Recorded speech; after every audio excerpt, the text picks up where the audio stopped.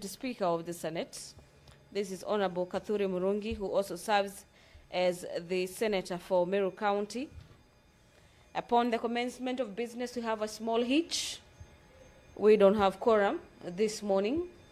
And so, person to Standing Orders of the House, Standing Orders number 40, the Speaker has no other option other than to direct the Sergeant-at-Arms to ring the quorum bell. And for the next 10 minutes or so, you will be seeing senators walking into the chamber this morning to allow for the House to have the proper quorum of 15 senators for the House to commence business this morning.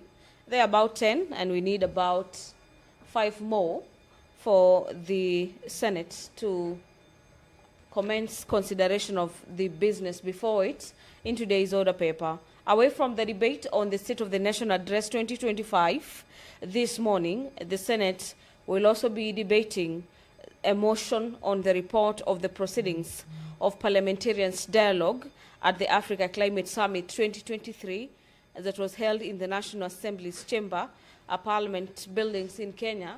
That was between the 3rd to the 6th day of September 2023. And this is a motion by Senator for Homa Bay County, Senator Moses Kajwang.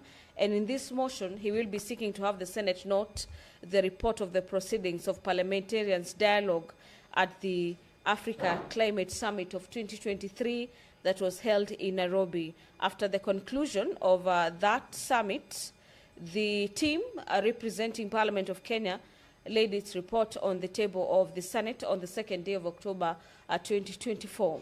So that report of those proceedings is coming up for debate this morning. And this morning, the order paper is somewhat full of motions. Other motions lined up for consideration this morning include the mainstreaming of gender perspectives in the legislative and policy processes. This is a motion by Senator Veronica Maina, and in a motion, she is seeking to have the Senate urge Parliament, county assemblies, and their respective legislative committees to incorporate agenda analysis in the scrutiny of legislation, policies, programs, and budgets before the respective Parliament and county assemblies and their respective legislative committees. This will also be to include, through the use of gender impact assessments and consultations, gender-focused stakeholders to ensure gender-responsive governance. The Senator is also seeking to have the Senate recommend to the National Gender and Equality Commission and the State Department for Gender to develop clear guidelines and tools. These guidelines are tools to support the integration of gender perspectives in legislative, policy, and budgetary analysis, and ensure that these are disseminated and adopted by relevant government and legislative bodies. The Standing Committee on Matters Labor and Social Welfare is required under this motion to continuously monitor the implementation of the resolutions and tables by annual report on the status of implementation of the mainstreaming of gender perspectives and legislation and policy processes. Senator Hamida Kibwana has a debate that is coming up this morning, courtesy of her motion on mainstreaming a framework for clean cooking in Kenya. This motion is pegged on Article 42 of the Constitution that guarantees that every Kenyan and every person has a right to a clean and healthy environment, which includes access to safety energy options.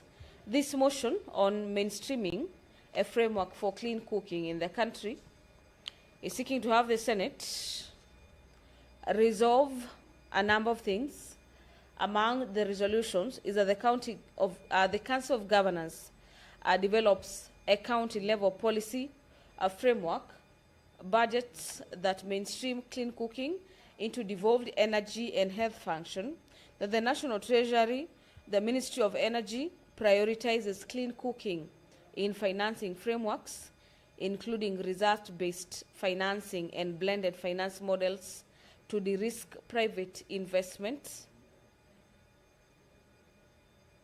And finally, that the county governments engage the private sector actors and community organizations to expand clean cooking access, creation of jobs, and the reduction of pressure on forest resources.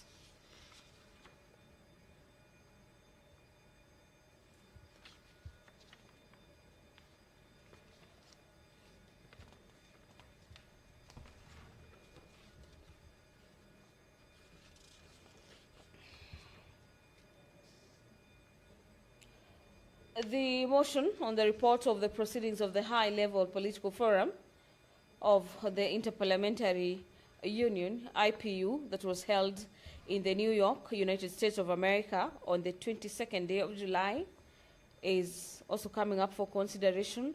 This is a motion by Senator Fatuma Dulo, the Senator for Isiolo County, who is seeking to have the Senate note the report of the proceedings of the high-level political forum of the Interparliamentary Union, IPU, that was held in the USA on the 22nd day of July, the year being 2025. When we have these proceedings happening in foreign countries, we usually have members of the Senate representing Parliament of Kenya, and after the conclusion of these proceedings, be it parliamentary forums or conferences, those tasked with the responsibility of representing the National Assembly or the Senate are required to bring a report on the proceedings, and these reports are usually considered by the House courtesy of the motions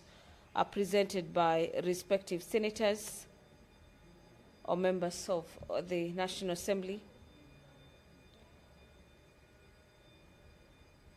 The report of the proceedings of the Parliamentarians' Dialogue or the Africa Climate Change Summit is among that particular motion or examples of where parliamentarians hold dialogues with other foreign members of parliament representing various parliaments from wherever they'll be coming from, the respective countries. This particular one was held in Nairobi, and Senator Moses Kajwang is the senator representing the Senate caucus during these particular proceedings. But away from these conferences and parliamentary dialogues, the Senate will this morning be considering the provision of IFMIS reports for the county governments to the Senate.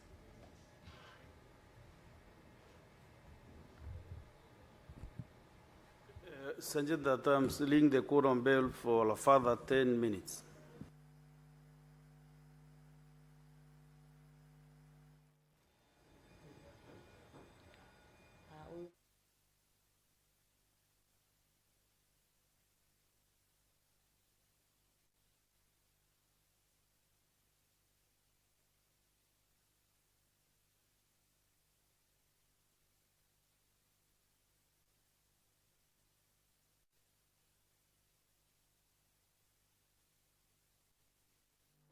Under senators, we now have quorum.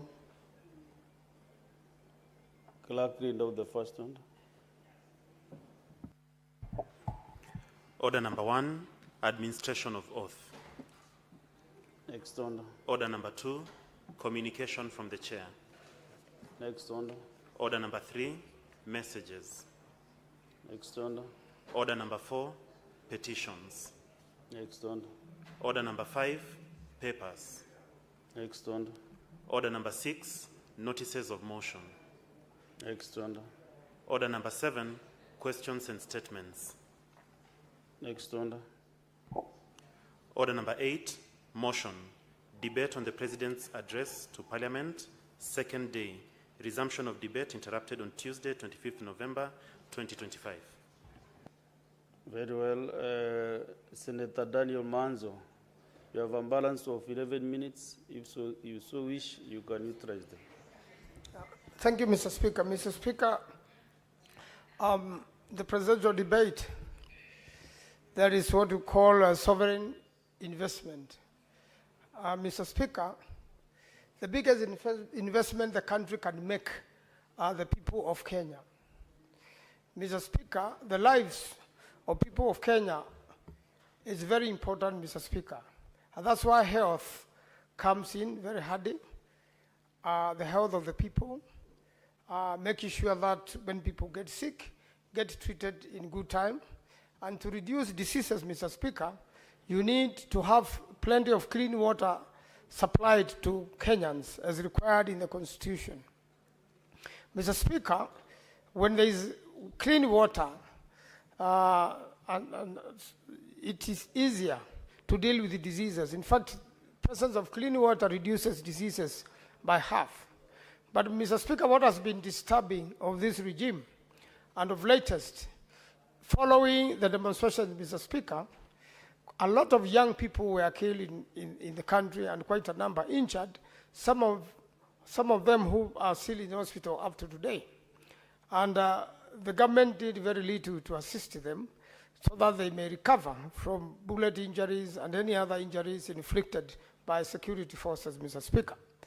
Mr. Speaker, those who have died, although a commission was set up to investigate and see possible compensation, the court has now stopped the commission, but nothing would have stopped the government from having other mechanisms, even identify the extreme cases and dealing with them, even having inquiries like in the case of Rex Masai, Mr. Speaker.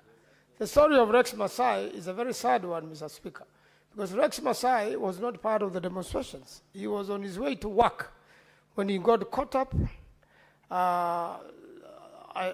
Somebody not uniformed shot him and stood there and watched him bleed to death, Mr. Speaker.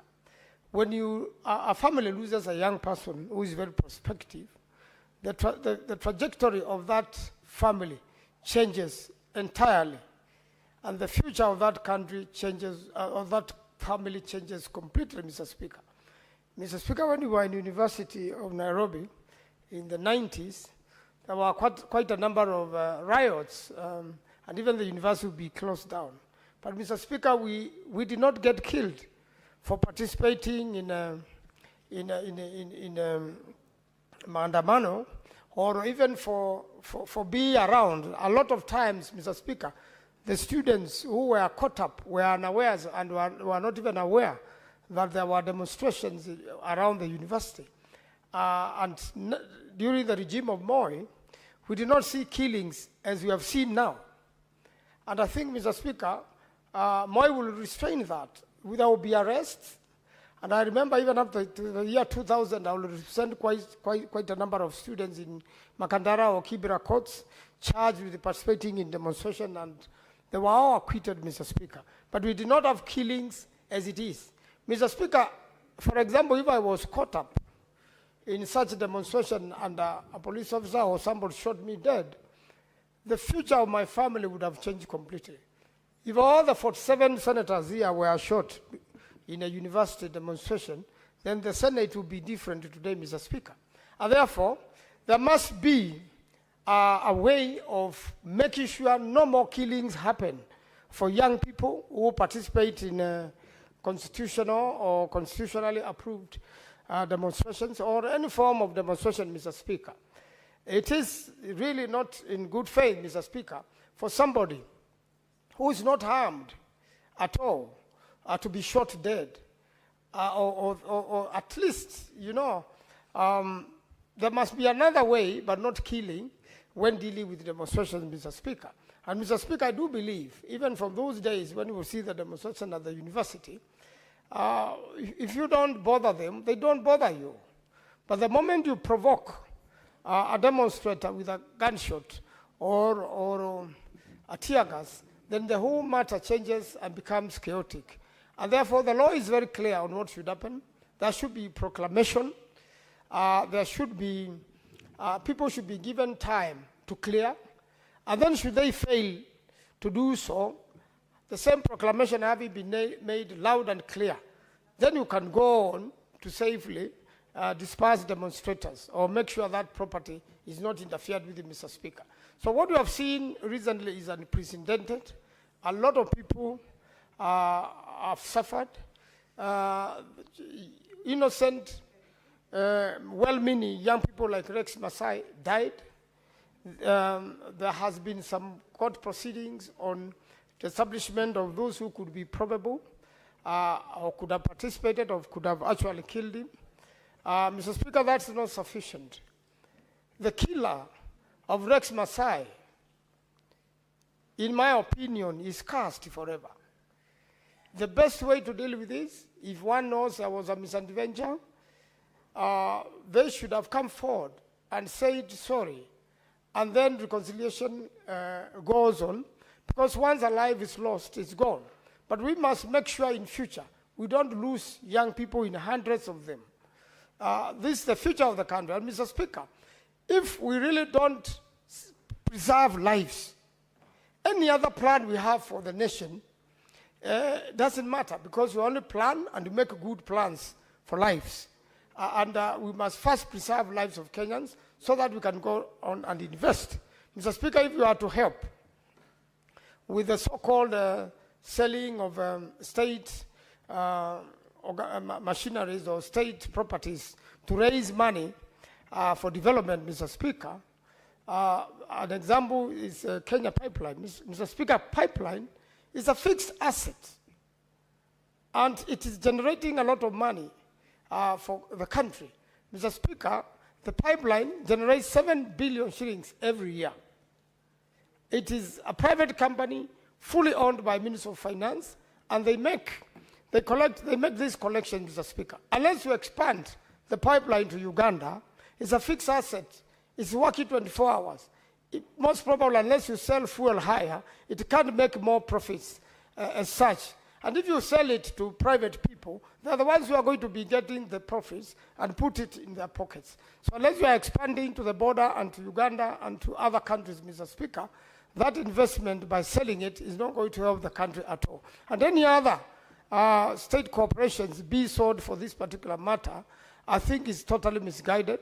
We just need to lower the cost of living in the country, make sure investors come to our country, they invest here, make sure the local investors' cost of power is reduced, we invest around, we'll have created enough jobs for our people, they'll pay taxes, and our country will prosper, Mr. Speaker. But selling every single asset of the country to raise money, Mr. Speaker, without having made sure that corruption is stopped in the country is a waste of time. A lot of money is lost to corruption daily in billions. Unless we make sure that ESCC is strengthened, those who have stolen from the state return or face jail. For countries like China to prosper, Mr. Speaker, there is a death sentence for a corrupt person. But there are so many cases pending at ESCC. Very few have been prosecuted by the DPP. The DPP has its role. ESCC investigates.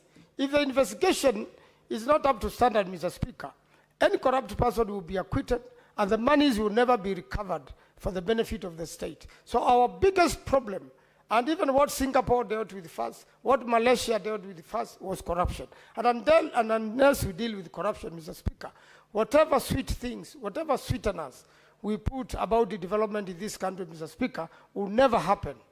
Even the said development, Mr. Speaker, is done with the partners, PPPs, and even countries who want to partner with us. The dual carriage to Mombasa from Nairobi was meant to be done 4 or 5 years ago by the American companies. Mr. Speaker, after some time, things seem to be changing. The American companies of today are ready, but the government started shifting to China, where they can get contractors, probably will be able to collude with 1 or 2 engineers or other people who are going to do this. And we want this dual carriage to begin because we have already partnered, Mr. Speaker. We should really allow the Americans to do the dual carriage. We should go into public-private partnerships, and I'm sure we'll do the highways. Mr. Speaker, you cannot do 50 dams, meaning a dam per a county, a big one, and also maybe another one to supplement the water for supply to Nairobi in one of the neighboring countries, counties, Mr. Speaker. If Thwake Dam has never been completed, Mr. Speaker, it is really ridiculous for there not to be a budget for Thwake Dam, for the government funding not to have been taken to Thwake Dam, and we keep on borrowing, Mr. Speaker, keep on having cowboy contractors who steal the borrowed money, Mr. Speaker, and it's shared with the senior government officials, and then you expect, Mr. Speaker, that we do 50 dams in this country, Mr. Speaker. Let's complete Thwake Dam, which is 96%, Mr. Speaker. The road Tamaki, most of the proposed roads, Mr. Speaker, are only 20 kilometers, Mr. Speaker. In the case of Ukia Emali in Makuene, 20 kilometers, Mr. Speaker, gets to a place called Matiriko. The remaining journey, which connects to the other Tamax Road and to Watertown, Mr. Speaker, if it's not done at all and it has a bridge, no bridges and the heavy rivers block the roads during the rainy season, Mr. Speaker, it will be a waste of time. So, Mr. Speaker, I will propose that the country be Senator Mofaya Gataya Mwenda. Thank you, Honorable Speaker. Let me thank you. Honorable Speaker, the presidential speech cut across very many aspects of life. It imbued a lot of hope to Kenyans. Speaker, if you read through this speech, Honorable Speaker, you realize that Kenya is heading towards a great future.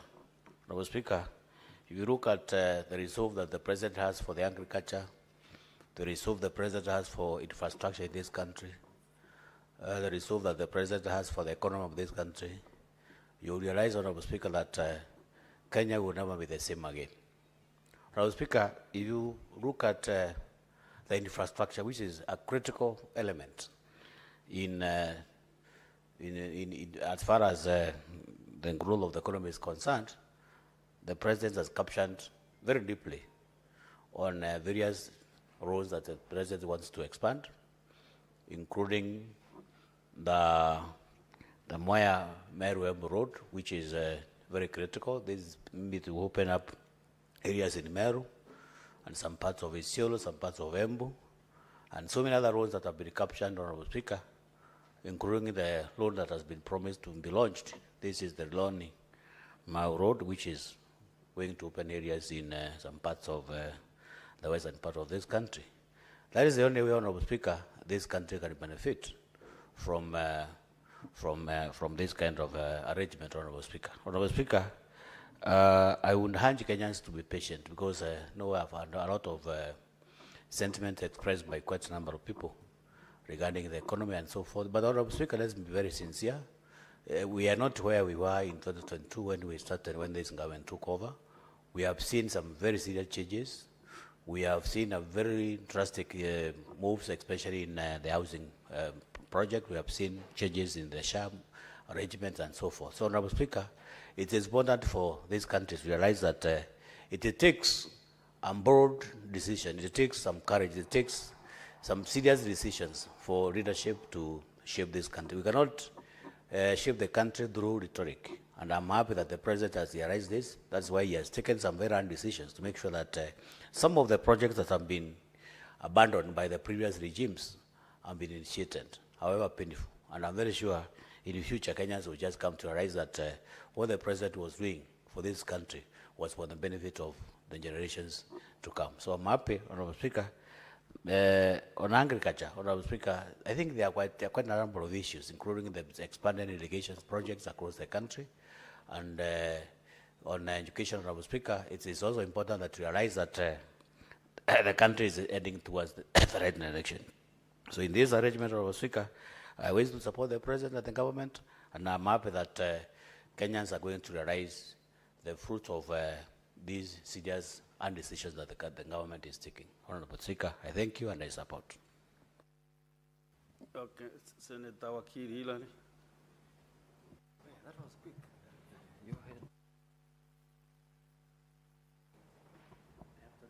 Thank you, Mr. Speaker, for giving me the opportunity to have comments on the speech by the President that we heard the previous week.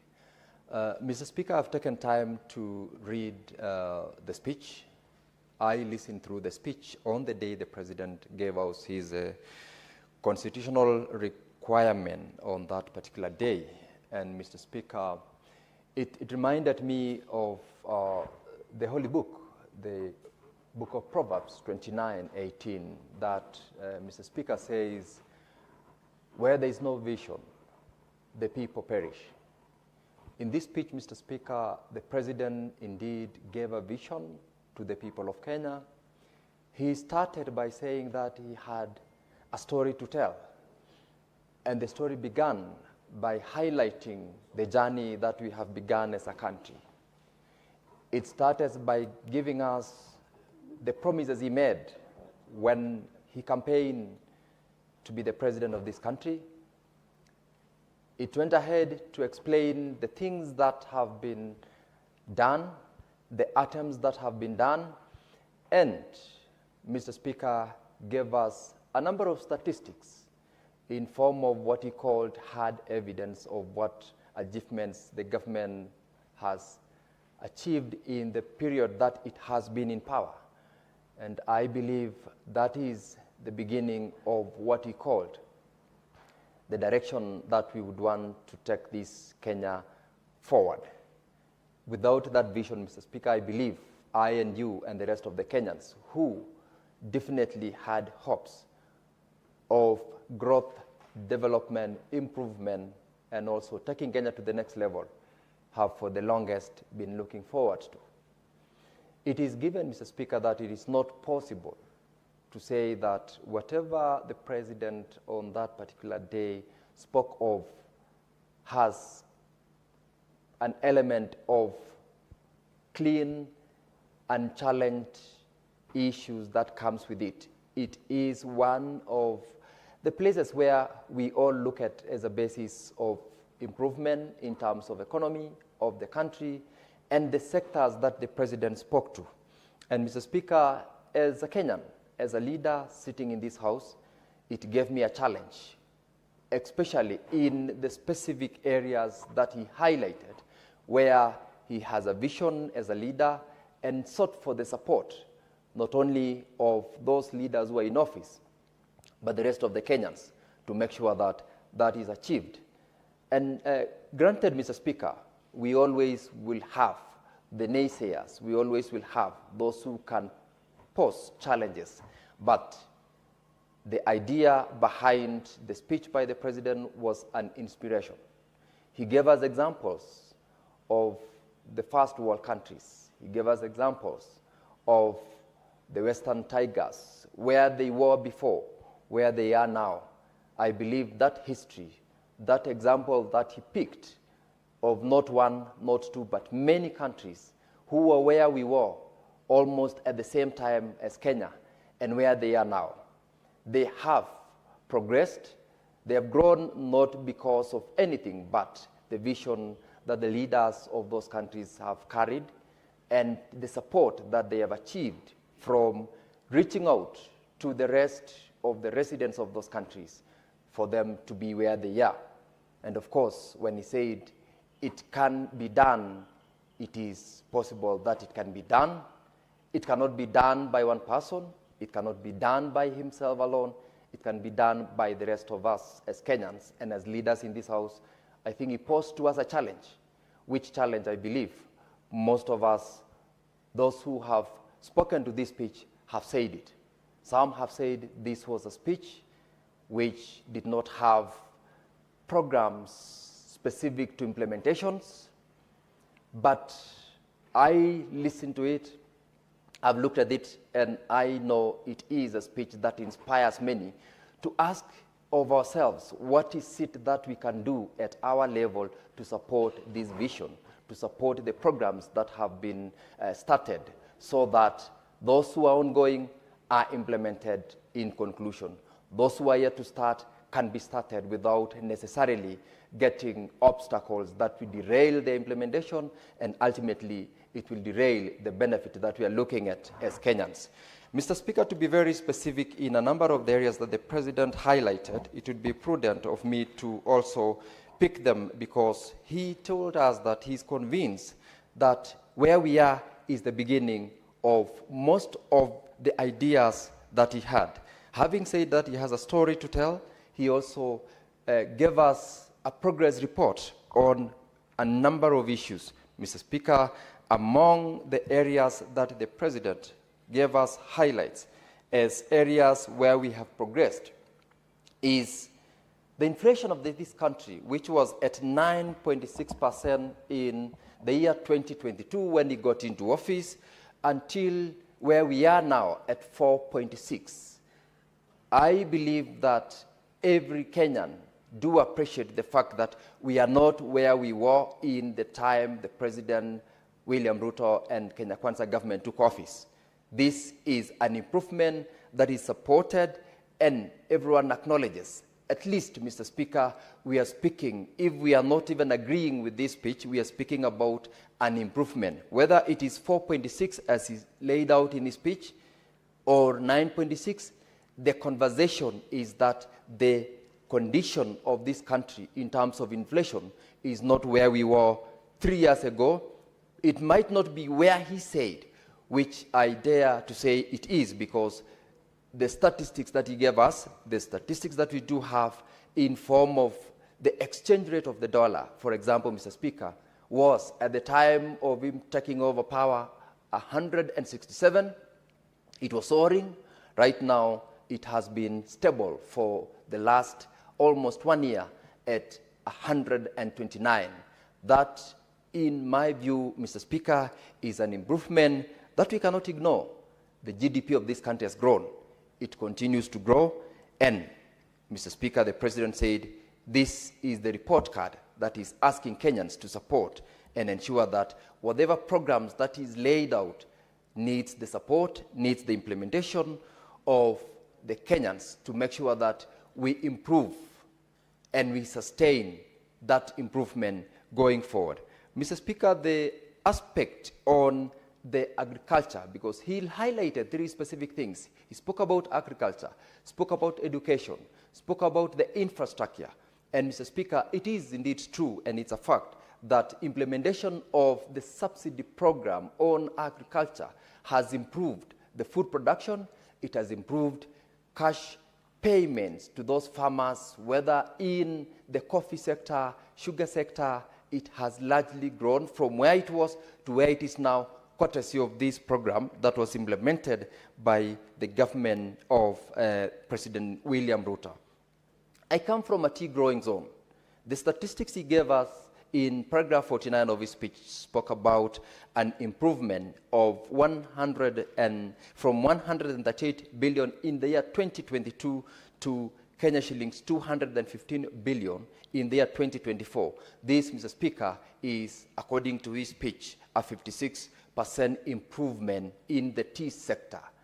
Part of the greatest challenge, and Mr. Speaker, I am aware last week you are hosting the committee in your county that is seeking to establish the discrepancy and the differences in terms of earnings to the farmers in the tea sector. The improvement the President is referring to in this paragraph does not, in some areas, reflect what the farmer down there is earning from the tea sector. And, Mr. Speaker, I'm happy that as part of an improvement program and as part of an inquiry as to this distinction is what that committee is doing. And the people from Bomet, from Kericho, from your area that are not directly benefiting from these statistics, and of course I know they will say this is not true, is largely attributed to not only the growth that the President spoke about, but to the management style and the governance that we have had in those institutions that are managing the tea sector in the west of the Rift and the east of the Rift. Mr. Speaker, I believe that once that particular committee concludes on its investigation and inquiry, we shall be able to directly appreciate the fact that the 56% improvement that the speaker, that the president referred to in his speech is in the larger this sector, but the silos of the specific regions that have got challenges, because it is not explainable why a farmer doing tea in the east of the Rift is getting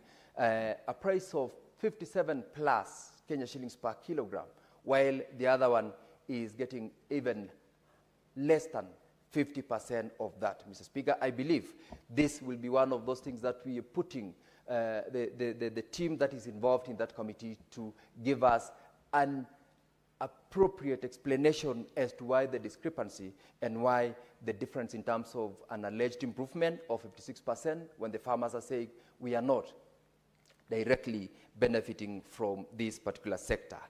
Mr. Speaker, the reforms that the President spoke about as regards what I said, the agriculture, has led to improvement on food security. It has definitely raised the income to the farmer, and I believe that as a consequence, we have improved on our export earnings, not only limited to the agriculture sector, but related areas, including industrialization, where if we were to go by the vision and get the support that it is asking for, Mr. Speaker, we will largely improve, and Kenyans will, out of this program, develop. Mr. Speaker, when he spoke about the development, the improvement, the governance in the health sector, he gave us statistics about the health promoters, gave us statistics about the beneficiaries who have directly benefited from the program of the government to pay those who are unable to pay for themselves at a premium being paid to Kenyans. 2.3 million vulnerable Kenyans benefited. Mr. Speaker, health is wealth. Where one member of a family is unhealthy, is sick, bedridden, the rest of the family members are deemed, in most cases, to be sick, not because they are directly, or the issue would be that all are thinking what is going to happen next in terms of the hospital bills, in terms of the home care, in terms of every other obligation that comes to a relative, a member of a family, to take care of a sick brother, sister, mother, child, or parent. In this case, Mr. Speaker, the improvement that this has been done through the changes in the universal health introduction of SHA, which, despite the bottlenecks and also the teething problems, it has transformed the health sector in a manner that I, as one of the people who, in most of cases, have experienced an improvement, because the reduction in the amount of the requisitions that we receive for purposes of support is going down by the day. This program has got its challenges. It is appreciated that going forward and over time, we will definitely improve. And the most important, and where I was very happy about, is the proposal that the government, as at beginning 1st of December 2025, will have an increase in SHA cancer benefits package from Kenya shillings 550,000 to Kenya shillings 800,000. If anything, Mr. Speaker, this is one area that I must say we should support to ensure that we improve and implement on this proposal. Bomet County, for example, is one area that we have got a rampant cases of cancer. Very many fundraisers that we are called upon every day, Mr. Speaker, is towards supporting families with patients who are undergoing chemotherapy sessions continuously. And therefore, this improvement and this enhancement will go a long way in supporting those families, as well as those who are generally called upon to support in form of fundraisers. And this, Mr. Speaker, is one of those scorecards that the President said we are improving. We began by changing the law. It is one thing to appreciate the fact that the law has come into place. It is another thing to make sure that that law is implemented, and it goes a long way because there is goodwill, and this goodwill, if it spills over to the county governments where we are having a number of our health institutions, because health is a default function. Mr. Speaker, I know this will improve Kenyans, this will take Kenya to the next level, and I want to applaud the President for taking the next step in ensuring that despite the challenges that we have enrolled over 27 million Kenyans in this SHA program, and out of this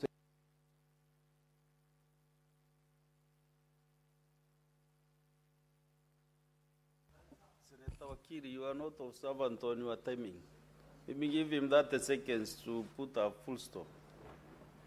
Thank you, Mr. Speaker. I just want to say this is one of the speeches that the President, by conclusion, asked Kenyans to support the vision that he is carrying for the people of Kenya so that Kenya can go to the next level. And I want to say it is in this presidency that it can be done, it is possible, it requires of us to do the role and the mandates that we are given as members of this House. Thank you, Mr. Speaker.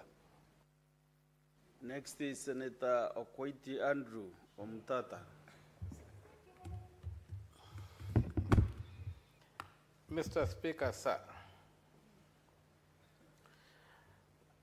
I rise to comment on this very important governance tool that is created in the Constitution of Kenya 2010. The tool is the annual address to the nation by the President, the joint sitting of the Houses by the President. Mr. Speaker, sir, in the address for this year, President Ruto paints a very visionary picture of Kenya's transformation through massive investments in irrigation, transport, and innovative financing mechanisms. Gerson quotes great leaders, and he frames this as non-negotiable steps towards food security, industrial growth, and economic empowerment, or economic independence. Unfortunately, Mr. Speaker, the rhetoric glosses over a troubling pattern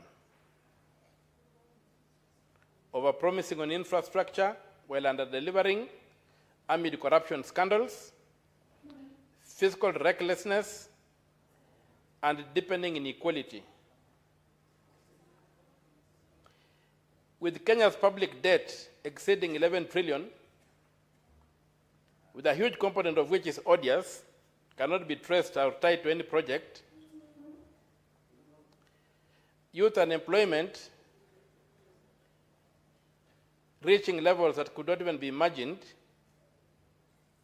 above 35%.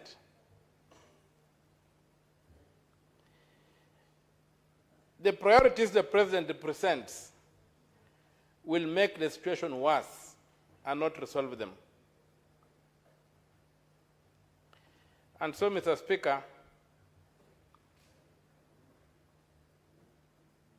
the vivid picture of mega dams, boundless energy, gleaning infrastructure,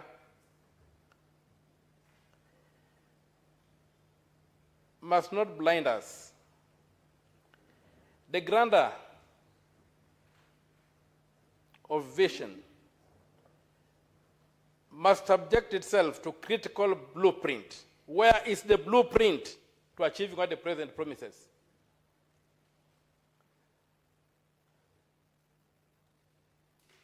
Having listened to His Excellency, having read his speech, I have been struggling to see the blueprint. There is no blueprint in that speech. The speech is largely a case of wishful thinking It ignores the present. It does not address the socioeconomic and environmental costs.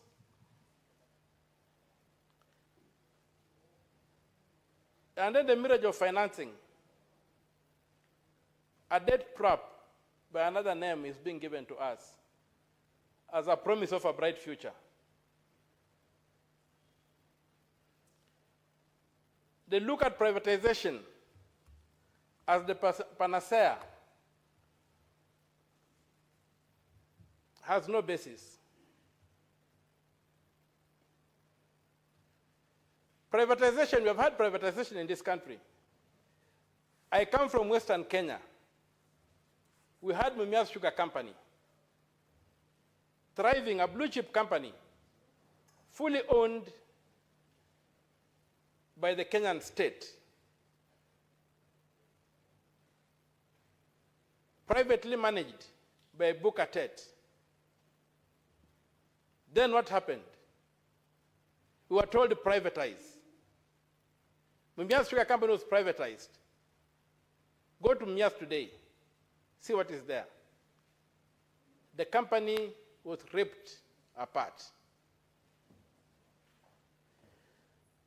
We must distinguish between ownership and management. Is the problem management or is the problem ownership by the state? You have been told that KPC is going to be privatized and is in the process of being privatized. And that when they privatized Kenya Pipeline Company, more Kenyans will have an opportunity to own it. Arrant nonsense.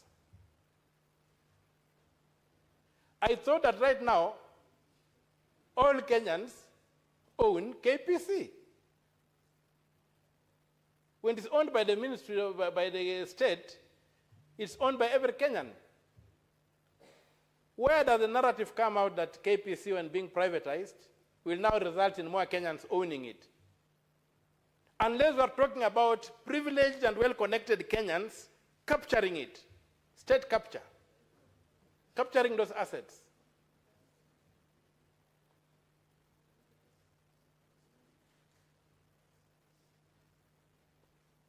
So, I think His Excellency should have done better and given us a blueprint on exactly how he achieves what. The other thing is a debate we must address between the primacy of political action versus the determinism of the market. His Excellency cannot present the determinism of the market as a solution to a developing economy like ours. Primary action must be political action. And political action must be fashioned around the laws of the country. I didn't hear the president address the question of odious debt and how he's going to deal with it and how he's going to recover the monies that have been stolen from the public and are stashed out. Well, I didn't expect him to address odious debt because just in the recent past, through something called Nyota or whatever, an arrangement between himself and the World Bank has added 13 billion shillings to debt that has been acquired outside the constitutional procedure for incurring debt.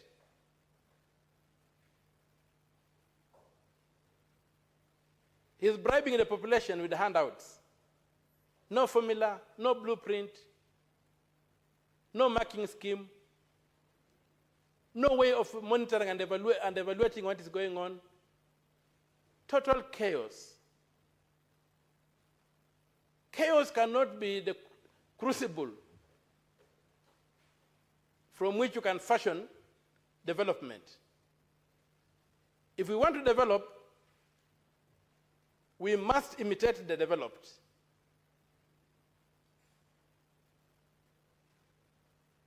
We must look at the critical sectors of the economy We must look at governance. What are we spending money on? We have one of the largest governments since independence, bloated, obese, unhealthy.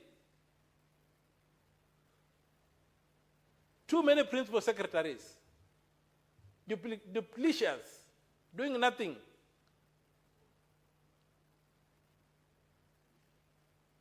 When you look at the statement of actual revenue and net expenditure issues that is released by the Treasury every 21 days after the end of every month, you see a litany of abuse of our public finances that tells you there's no intention to develop this country. On the floor of this House, I've raised a statement about 19.6 billion shillings, which was spirited out or siphoned out of the consolidated fund using a vote head for consolidated finance services.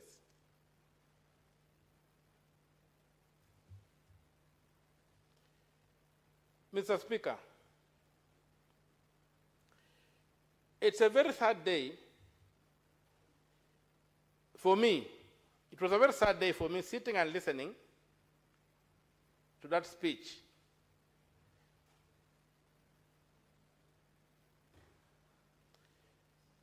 Look at a concept like the various funds that are being talked about, the Weather Fund, the Women Fund, whatever fund, and you. You look at Article 206 of the Constitution, it tells you how to establish a fund. It must be established by an Act of Parliament. Where is the Act of Parliament establishing the Weather Fund or the Women's Fund or whatever, all these funny funds we have? Secondly, when these funds are set up, they cannot take money from the consolidated fund. Funds must be financed by money excluded from the consolidated fund. So we celebrate and we believe that we shall break the law to achieve progress.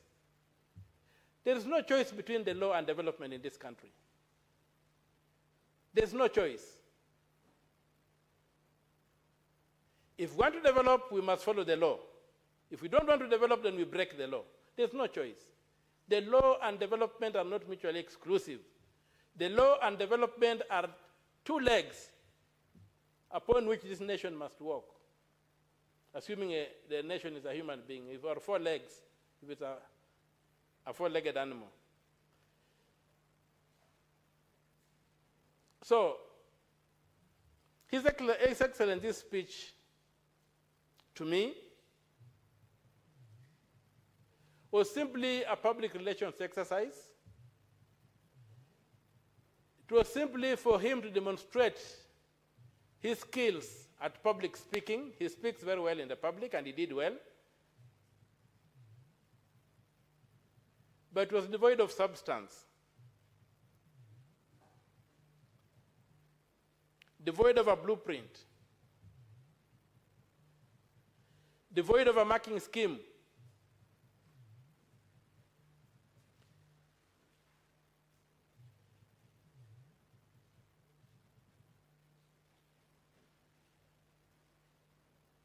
And it ignores the real economy. It talks nothing about the crisis in education and health. It praises SHA. Yes, SHA is a premium funded, you pay premiums to belong to SHA without discussing its pros and its words and all image. You have to pay a premium to access SHA.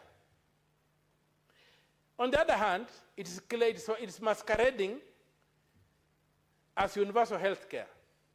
Mr. Speaker, across the world, beginning with the United Kingdom and most of Europe, and even this country where when you and me were kids, there was universal health care. Those days when you could get aspirin tablets branded GOK, and you walked in any clinic and you'd be treated and you go home. Universal health care can only be funded by direct taxes. Just like a road built by taxes and anybody can walk on it. Once you introduce premiums, it ceases being universal. It's only available to those who can pay. And so, continuing to fool Kenyans that we have got universal health care in this country is not acceptable. When you go to education, Article 53 of the Constitution is very clear. Every child is entitled to free and compulsory basic education. A child is anybody under 18. His Excellency runs a government that gives us fee structures. What is a fee structure? For primary schools, for secondary schools? You see our kids on the roads every day being sent home. Who is imposing these fees? Is it constitutional? His Excellency Senator Catherine Muma. Thank you, Honorable Speaker, for an opportunity to comment on the State of the Nation address by His Excellency Honorable William Samoei Ruto. First, to thank Kenyans for creating the tool of the State of the Nation address, because this is an accountability tool that provides for an opportunity for the head of state to address Kenyans, not just Parliament, address Kenyans through the House in which they are represented, and inform Kenyans on what he has done and where he is going. So I'd like to congratulate him for sticking to this mandate and following it. And I have read through the address, and I would want to congratulate the head of state and his government for the accomplishments that they have had, for the projects they have so delivered, and would hope that they will relook where they have not done well in order to move forward. As an accountability tool, the President spoke to the various projects that he has done in the different sectors, and I would urge all Kenyans, the best way to determine whether these projects are there or not is to just check. If there is a road that has been claimed to have been done in County X or in place X, I believe it is a physical feature that can actually be identified. So I would ask and I would urge Kenyans and their representatives as ourselves to be able to cross-check what is in this statement and what is actually on the ground. Now, there is a number of policy decisions that the President spoke to, and I would want to speak to a few of them, noting the kind of time we have. The President spoke about what he is doing or how he is guiding the nation to deliver on healthcare and on universal healthcare. As a matter of fact, I would want to say that the Azimio team and the Kenya Kwanza teams both promised Kenyans that if they come to government, they will deliver universal healthcare. Honorable Speaker, the right to health as provided in Article 43 of the Constitution is perhaps one of the most important rights, in the sense that a human being who does not have health care is unlikely to be able to enjoy the other rights. So the promise of universal health care is a promise that every country must plan to have. And I think every manifesto in this country promised universal health care. Honorable Speaker, this government moved us from the NHIF to the SHA arrangement in terms of the financing of healthcare in the country, and the number of registered members in SHA now are more than triple the number that was there in NHIF. And the President spoke to this issue, and we would want to congratulate the government that we have more people signed to the SHA, but what I did not hear the President speak about is the challenges that have emerged as SHA is being implemented. I would want the President to keenly listen to the complaints that are being raised by on the implementation of SHA in the different locations, and to be able to get his team to come together and find out how can we correct whatever looks bad. Honorable Speaker, sometimes when we speak as politicians, we make it look as if NHIF was operating well. I think if you look at the audit reports around NHIF, we had a lot of issues in NHIF. I would want the President to be able to filter the key issues that were negative about NHIF, to also listen to what is being said about SHA that is not working, and to get his team to respond to that. That way, the ambitious program to get every household covered in healthcare then will be achieved. Honorable Speaker, we must not kid ourselves. For us to be able to handhold each household on healthcare will require exponential amounts of monies. And whether we get them from taxes or whatever innovation we come up with, the people of Kenya will collectively bear that burden. So it is an issue that I would urge all of us to innovatively look at, and I would urge government to also listen so that we are able to move on this issue. Honorable Speaker, the other issue that the President spoke about was education. The President, this government has done well in employing more teachers. We still need more teachers to be employed. We have students receiving capitation. But Honorable Speaker, I think the bulk of our students, particularly after the O-levels, are not able to find their way into tertiary institutions to get the skills that we need for enterprise. My take would be that the head of state should again find out which is this innovative way in which we can invest better for education to truly be an equitable asset for every Kenyan. Honorable Speaker, in his 4 points, the head of state talked about establishing a state department that will deal with matters, science, and research.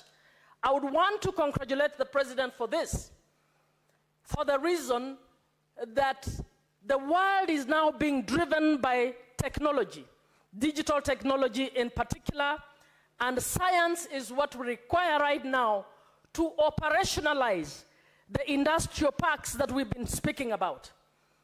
Honorable Speaker, it is good to note that this government has seen the large gap or the huge gap of previous governments not investing enough in our universities, not investing enough in science, not investing enough in technology.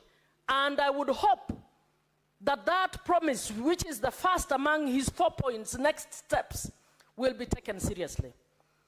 Honorable Speaker, I represent the Senate in the IPU, and I serve on the Science and Technology Committee, and one of the things that are emerging is that as the world develops digitally and technologically, it is also creating the biggest gap in terms of inequity among the poor nations, the poor persons, and those who have it. This is also happening in Kenya. Honorable Speaker, we have learners in universities from poor families who are not able to learn at par in an age where university has made virtual learning to be the bulk of the methodology of learning. We have students who have very basic phones, and they are typing on those phones. They are latching around areas with bundles in order to be able to participate, while their colleagues who come from able families have top of the state-of-the-art laptops and are actually having their studies better enabled. So I would urge that the president, to back up his number one next step, must invest in the public digital infrastructure. I would want to hear the way he's speaking about the physical infrastructure in terms of roads. I would want to see the public digital infrastructure enabled in all places, in the markets, in the rural areas, so that the children of the poor can equally participate in the digital economy, can equally participate in the digital learning, and be able to get skills to participate in the future of this country. Honorable Speaker, we want to grow agriculture to bring value addition. That value addition cannot happen unless we have science and technology around the tools we need to use for our small-scale farmers to be able to participate in what we are talking about. I see the yellow light, and I would want to move to something that I felt the president could have commented on, and he did not. Honorable Speaker, as the Senate, as a senator, I would have wanted to see the president's pronouncement on how we will improve the intergovernmental relations between the national government and the county government in order to better deliver services. I would have also wanted to see how we can have better multi-sectoral cooperation among the different sectors in order to deliver services better. I would want to urge the president, if he were to be listening, that it is better for this country when they go to cabinet not to have departments that are acting in silos. We would want to have departments that are supporting each other in order for the resource that we have to actually be stretched enough to deliver on all that we need to deliver.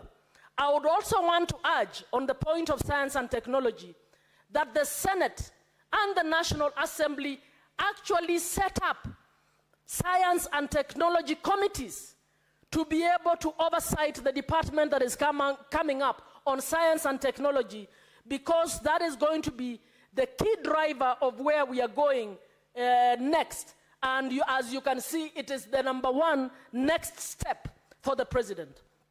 So I'm urging that we all consider this, looking at that, readjust ourselves, because we are that monitoring and evaluation mechanism.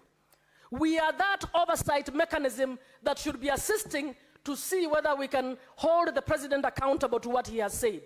So I'm urging that we as Parliament also readjust, organize ourselves in order to create the relevant committees that will be able to deliver on this issue. As I finalize, speaking about interconnectivity, I would want to see better interconnectivity or interrelations between the agriculture and the health sector. Honorable Speaker, without going far, I would want the president to take keener interest in the dumping by Europe of poisons that are being used in the agriculture sector in this country and that are making our produce not to be competitive out there, but as well as actually harming the health of our people.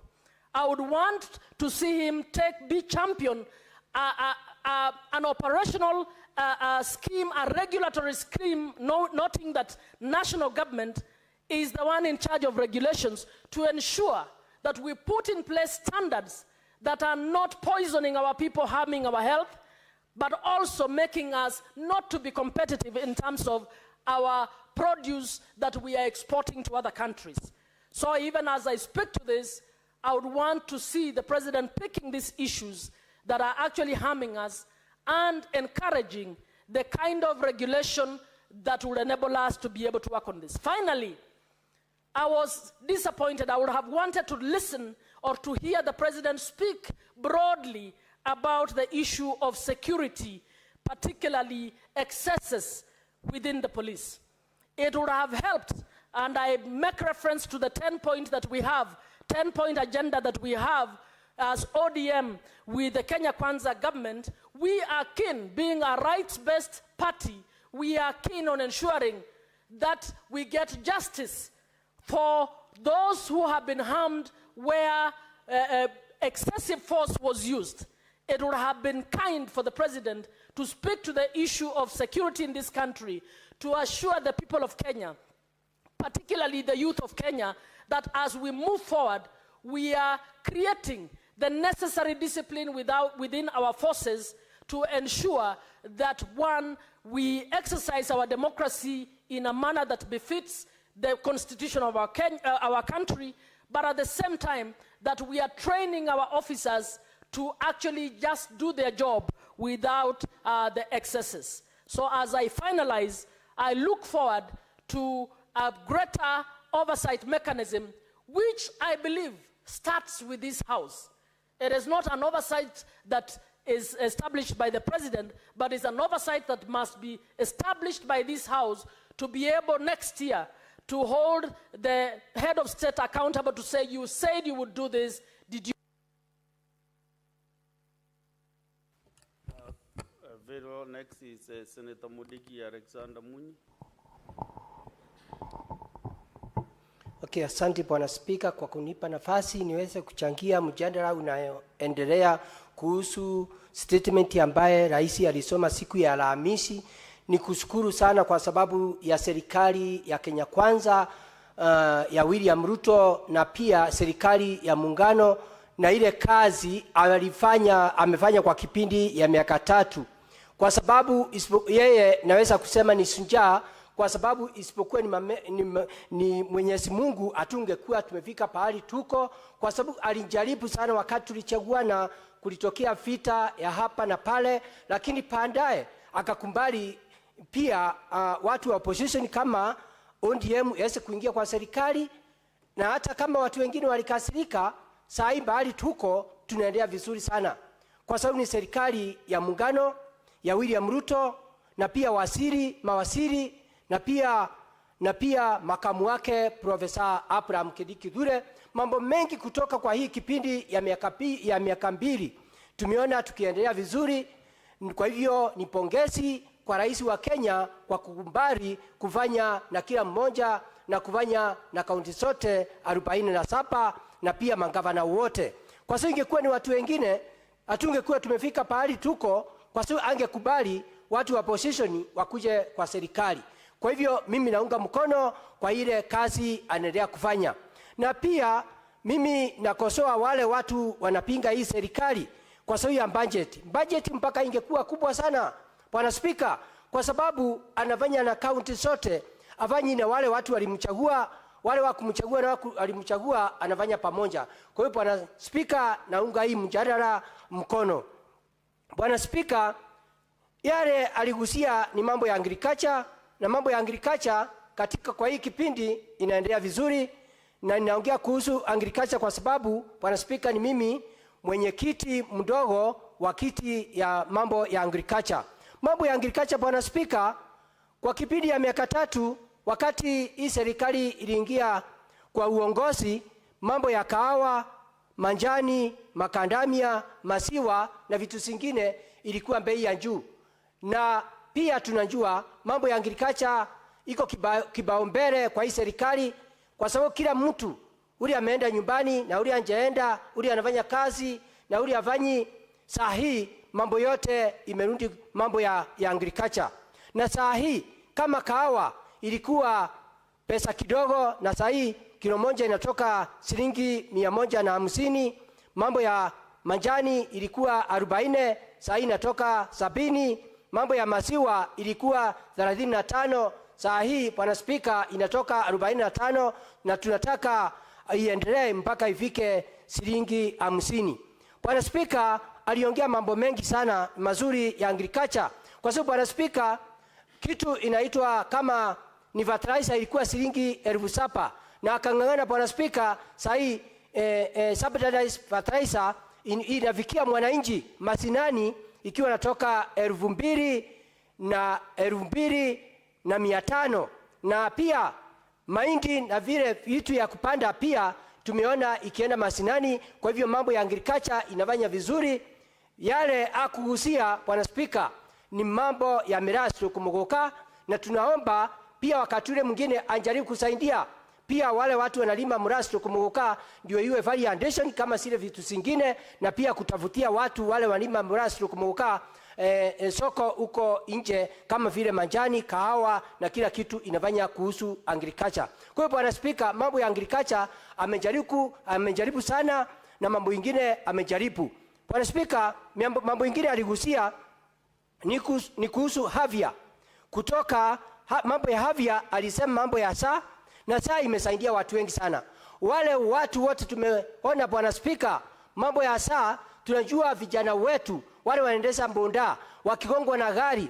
Bwana Spika, wakati wa zamani walikuwa wanachangiwa pesa, wale wachangiwi pesa wanaumia miguu, wamevunjwa, lakini pandaye wanakufa tu. Lakini siku hizi vijana wetu wale wanaendesha mbonda, ama accident yoyote, mtu akivunjika mguu ama kivua ama mgongo ama wapi, akienda hospitali kama amekuwa injectors, Bwana Spika anahudumiwa vizuri na anarudi nyumbani vizuri. Na tumeona mambo ya saa imesaidia, kwa sababu wale watu wengi Bwana Spika wao katika hii mbunge, mara mingi tulikuwa changa tunaenda kwa harambee, pesa yetu haiko inatosha, lakini siku ya leo mambo ya harambee kwa heshimiwa imepungua kidogo. Kwa hivyo mambo ya afya anajaribu kurekebisha.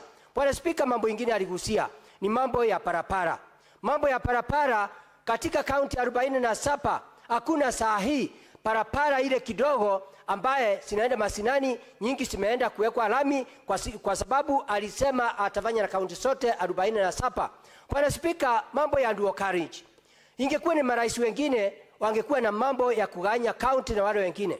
Na Bwana Spika, wakati aliongea mambo ya dual carriage, moja wale watafaidika na dual carriage ni watu wa Mauti Kenya, aswa Embu County, Tharaka Nithi County na Meru, kwa sababu dual carriage imetoka Nairobi mpaka Makutano inaenda Nyeri, na hapo alisema ataongezea, lakini dual carriage nyingine Bwana Spika itatoka Makutano iende Embu, iende Tharaka Nithi na pia iende Meru na ipite huko mbele. Kwa hiyo mambo ya parapara kidogo zimewekwa rami, na pia nagundua niko na hapa ya kwamba kama kaunti ya Embu ni sile imevaindika na ile parapara kidogo ya rami, na najua kama anafanya kaunti zote mambo ya parapara ya rami, hata kaunti zingine membeneveti. Kwa hiyo nataka kusema mambo ya parapara yangu ni kusema aendelea kufanya hiyo kazi, na vile amesema itangazwe na iwekwe kwa gazeti, ndio kama sasa hiyo parapara ya Embu kutoka Makutano kwenda Embu kwenda Tharaka Nithi na kwenda Meru iweze ya kusaidia sisi.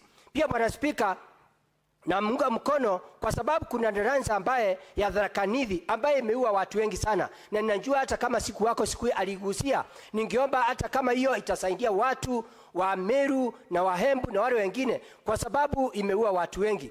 Bwana Spika, naunga mkono kwa sababu aliongea mambo ya nyumba, na mambo ya nyumba saa hii kila kaunti nyingi iko na industrial park, na pia kama ya Embu iko na 85%. Mambo ya housing, kaunti nyingi manyumba endelea kujengwa. Wale watu mama mboga, wale watu wana pesa, wale walikuwa na shinda kuwatoa kwa silabu na kuwapatia manyumba, pia hiyo kazi amejaribu kuangana kusaidia, ndio kuonekane matajiri bereni walikuwa wanajipiga kivua. Lakini saa hii hata nyumba ya pesa kidogo, vijana wetu mama mboga na wale watu wengine hata wenyewe wajivunie kulala kwa manyumba ya mawe na manyumba ya ngoroba kama wale watu wengine. Kwa sababu watu wengine wasikia umbaya, kwa sababu najua miaka ikiendelea tukienda kumalizia kila mtu atakuwa na nyumba, na wale watu mateberi wale wako na manyumba ya kondesha ndio sasa wako na shinda, kwa sababu walikuwa wanajua watakuwa wakinyanyasha watu. Bwana Spika, mambo ya elimu pia aligusia. Bwana Spika, mambo ya elimu hakujawahi kuonekana kwa hiyo kipindi ya miaka ingine mtu ameajiri walimu kama wale wameajiriwa na serikali ya William Ruto. Wakati ameingia kwa kipindi ya miaka 3, Bwana Spika, ameajiri walimu 70,000, kitu ya maajabu. Na pia saa hii ametangaza ataajiri walimu wengine 20,000. Na pia mambo ya TVET, kila county iko na TVET, walimu wengi sana wa TVET wameajiriwa. Kwa hiyo mambo ya elimu amejaribu kuinua, hata kama kuna changamoto kidogo ama kuna shinda ya pesa ya kupeleka kwa shule, watoto wetu wako na shinda, iende ikawa ni hapo arainishe vizuri. Bwana Spika, aongee na Treasury, ndio Treasury iwe ikituma pesa ya kusaidia wanafunzi mapema kuliko kusherehesha. Bwana Spika, mambo mengine aligusia ni mambo ya pia ya dams. Mambo ya dams, county nyingi benefit. Kama najua Kitui kuna damu inajengwa, na pia katika Embu County kuna damu, tuko na damu 3. Lakini Bwana Spika, mambo ya maji, kuna damu ya RUTO'S ambayo itawaindisha watu wa Runyenjes na watu wa Mbere South, bali kuna by election tuweze kuona kilimo yetu itaendelea vizuri, kwa sababu kilimo ya huko inaendelea vizuri, lakini unakuta mambo kama hakuna maji, kilimo yaendelee vizuri. Kwa hiyo Bwana Spika, mimi naunga mkono. Kwa hiyo ningemuomba ile damu uweze kufanya kujengwa haraka uwezekanavyo, ndio ile kilimo yetu ya mirasi tukumuguka ukute inaendelea vizuri. Kwa hiyo Bwana Spika, mimi nasema serikali hii ya William Ruto inaendelea kufanya kazi vizuri, na serikali ya broad based yangu ni kusema Bwana Spika, kuna watu wapinga hii maneno, na watu nataka niwaambie, hata Rome haikujengwa na siku moja. Ni tumpe nafasi. Kwa hii kipindi imebakia ya miaka 2, tuweze kuona atafanya kazi namna gani, na pia tuombe Mungu hiyo miaka 2 ikiisha, pia tuwape nafasi na makamu wake Profesa Abraham Kidikidhure, tuone kama tutaongezea miaka ingine 5, ndio tuweze kuona mambo ya maendeleo inaenda namna gani. Pia Bwana Spika, aligusia mambo ya kazi. Hata kama aliajiri walimu, kuna mambo anaendelea kutengeneza mambo ya kazi manjuu, ingawa iko na changamoto, kuna shinda hapa na pale. Mambo ya kazi kule majuu imeleta shinda kidogo, lakini tunaomba serikali iweze kulainisha vizuri, kwa sababu vijana wetu wale wana kazi hapa, watu wengi wampata kazi kule. Mambo tu ni waziri walipa aweze kuangalia na ambassador vile mambo itatainisha, ndio vijana wetu na wasichana wetu wasiwe wakumia mambo ya kazi manjuu. Kwa hiyo Bwana Spika, mimi nikiwa senator wa Embu County naunga mkono hii serikali ya muungano, na pia ile kazi inafanya serikali ya William Ruto na makamu wake Profesa Abraham Kidikidhure, na pia na mawaziri na mambo ya accountability. Shinda tu ni kuomba tu wale watu wamesembea kazini watimuliwe, ndio vijana wetu waweze kupata kazi. Kwa hiyo Bwana Spika, nikiwa senator wa Embu County Alexander Mudigi daktari, mimi naunga mkono mambo ya hii mjadala. Asante sana Bwana Spika. Asante Daktari Mudigi. Sasa tunaenda kwa Senator Consolata Nabwire.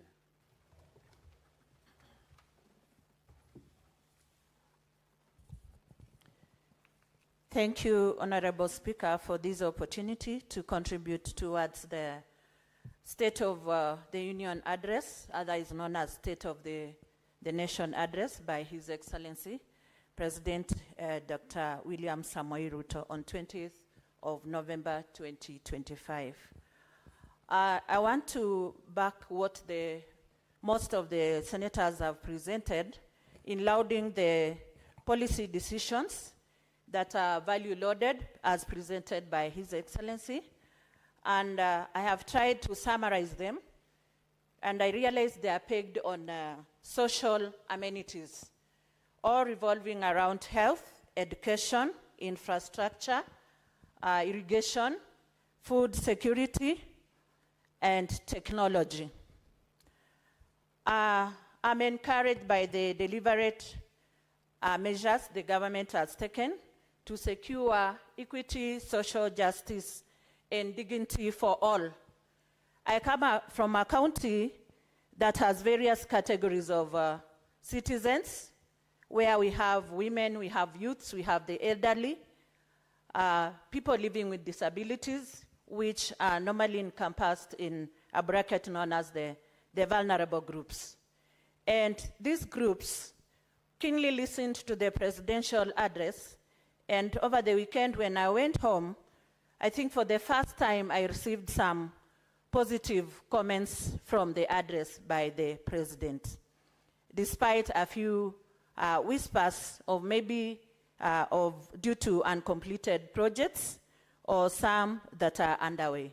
But 3/4 of the comments were positive, and I want to laud that. I want to affirm the support for the transformational agenda that encompasses the transformative projects that the president highlighted in his address. And I want to break them down into the following elements. One, about protection and empowerment of the vulnerable groups. I want to welcome the clear government commitment to vulnerable Kenyans under the Social Health Authority, that is the famous SHA. Now we have 27 million members registered under SHA, more than triple the number of the previous NHIF. So that is a plus. And maybe what we would like to encourage is to have an enhanced cancer coverage, diabetes screening, hypertension screening, and other communicable and non-communicable diseases to be encompassed in that. The presidential directive that 2.3 million vulnerable Kenyans, including widows, have their health insurance paid by the state. So what most of the senators have presented is that still there are some whispers about SHA.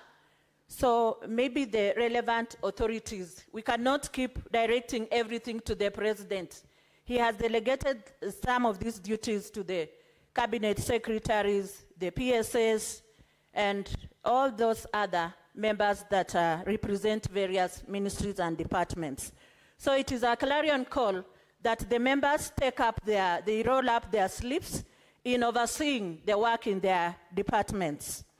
I want to add that we call for prioritized registration, follow-up and monitoring to ensure vulnerable groups, especially the widows, the youths, people with disabilities from rural communities, benefit fully from these initiatives.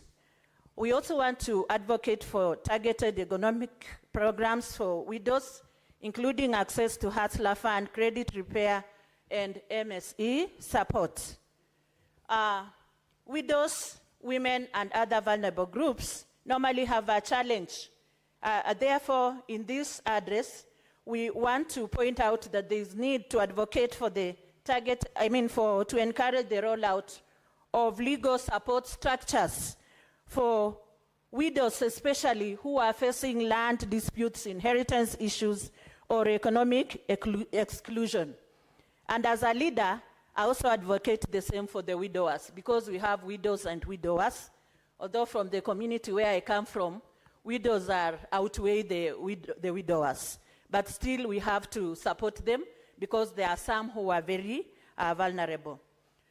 Looking at healthcare, this is a lifeline for the vulnerable-headed households. So I want to applaud the nationwide deployment of 107 community health promoters who happen to be the primary healthcare workforce in history because they are trained and they are equipped.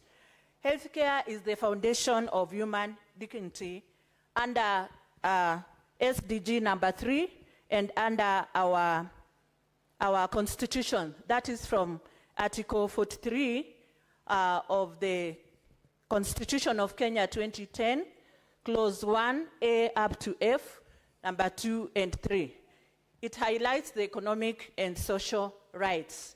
So when we look at health, we normally say that health is wealth, and a healthy nation or a healthy populace boosts production, and therefore that enhances our economic status. I want to comment on food security and agriculture, where the president gave a raft of revitalized value chains.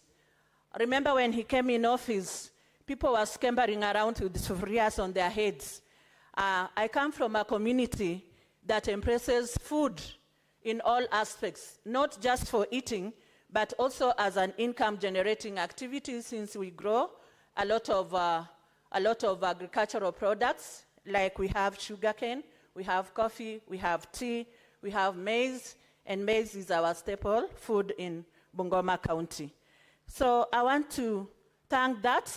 However, I want to encourage that the relevant department enhances integrated digital platform to register farmers, to have a Kenya Agricultural Management Information System that will have a complete data of all the farmers and categories of farmers vis-a-vis the crops that they plant.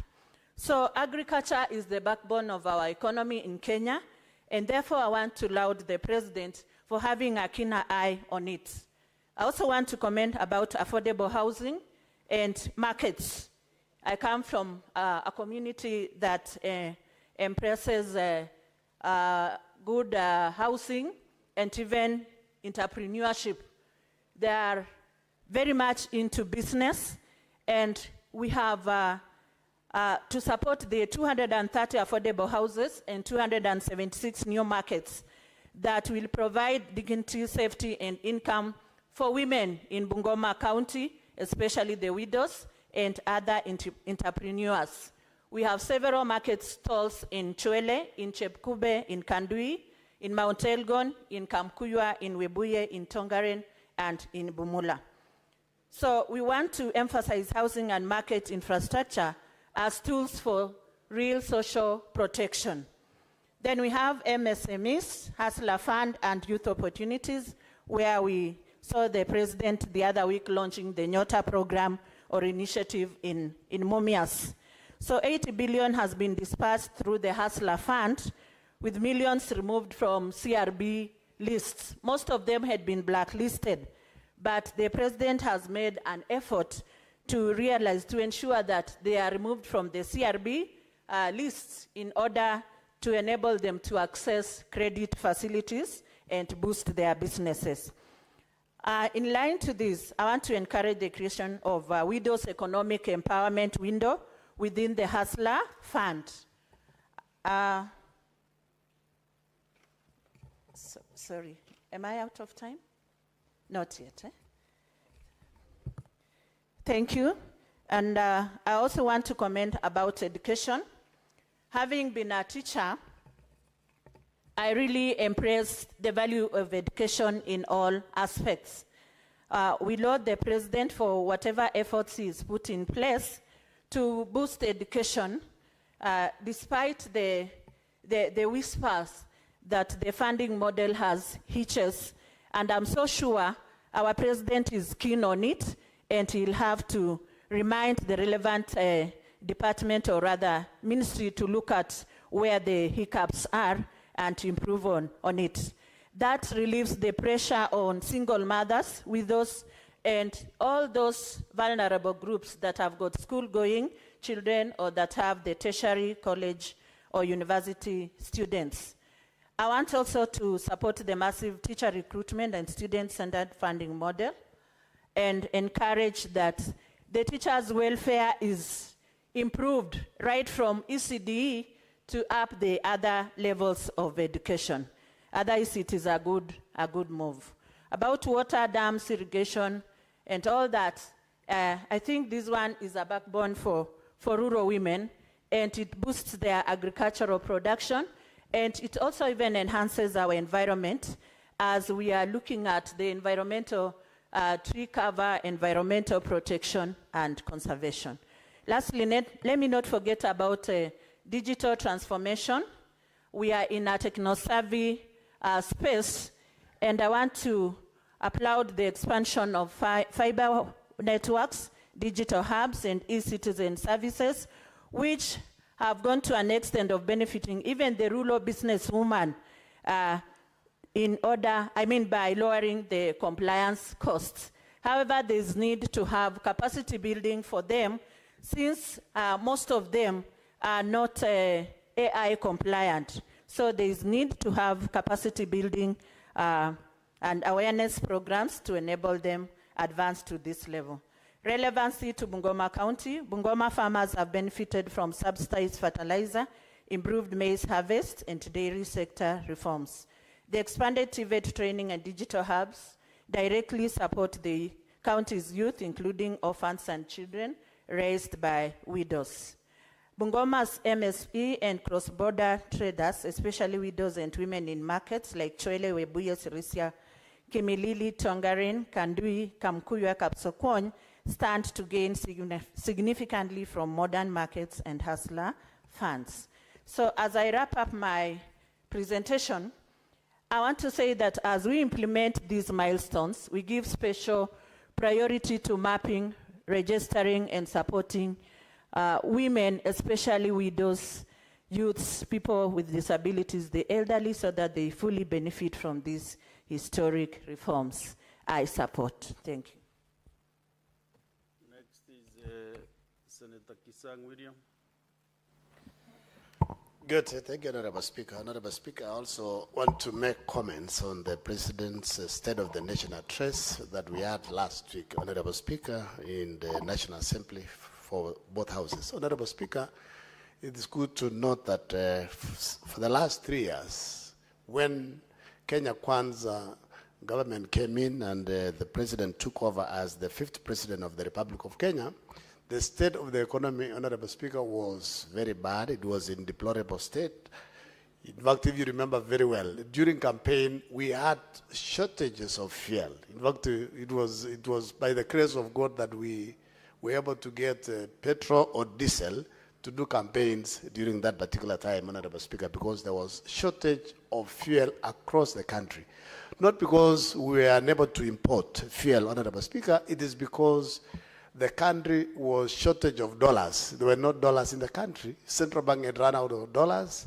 The exchange rate, the dollar to the shilling, was skyrocketing up to the level of $1 to 165 shillings, Honorable Speaker. So it was impossible for the petroleum sector to import because, one, there were no dollars. Number two, it was very difficult. I think there was shortage of fuel also in the international market, Honorable Speaker.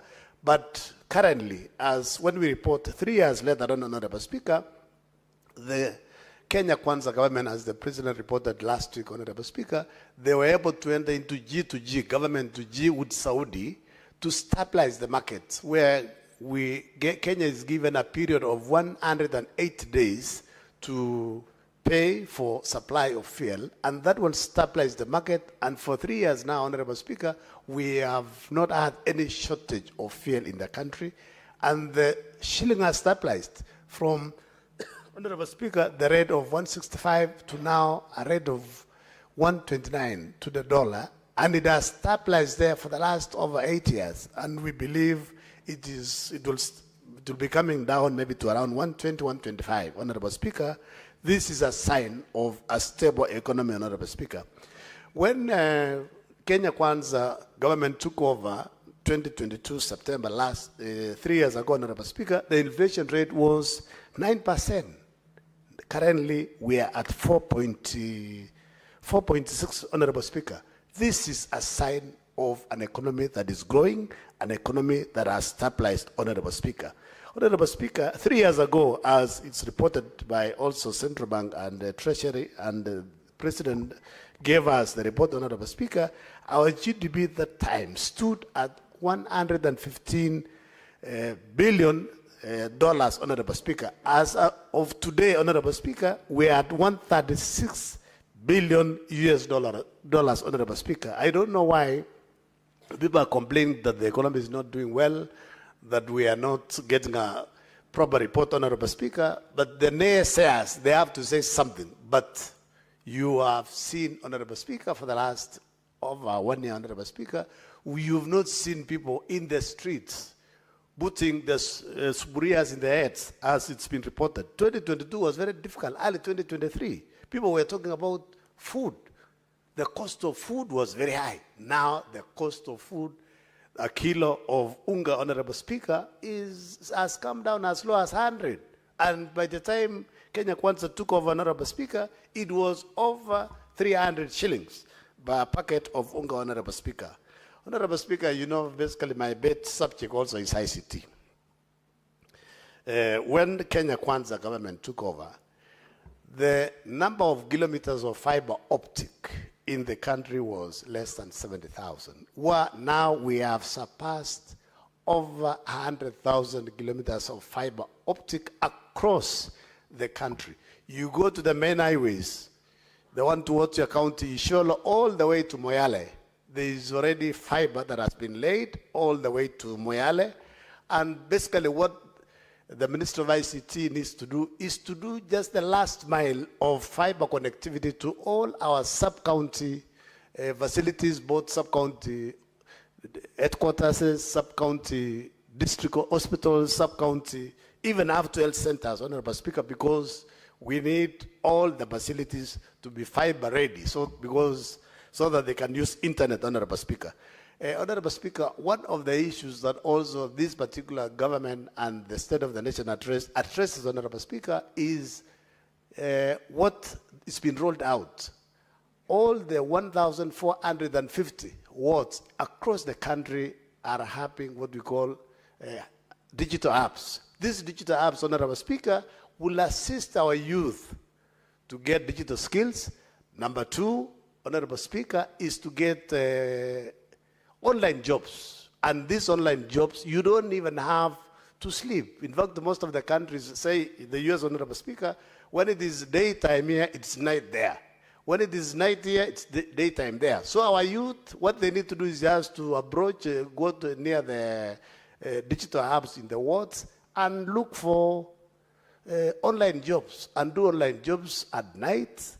And Honorable Speaker, they do research. There are many youths that are now getting being paid in dollars because of these digital jobs that they are getting under Jitume or Ajira program, Honorable Speaker. Honorable Speaker, what we are only asking our counterpart in National Assembly, because they have the national government CDF funds, is to ensure all these digital apps are completed, because Ministry of ICT is equipping them with free internet.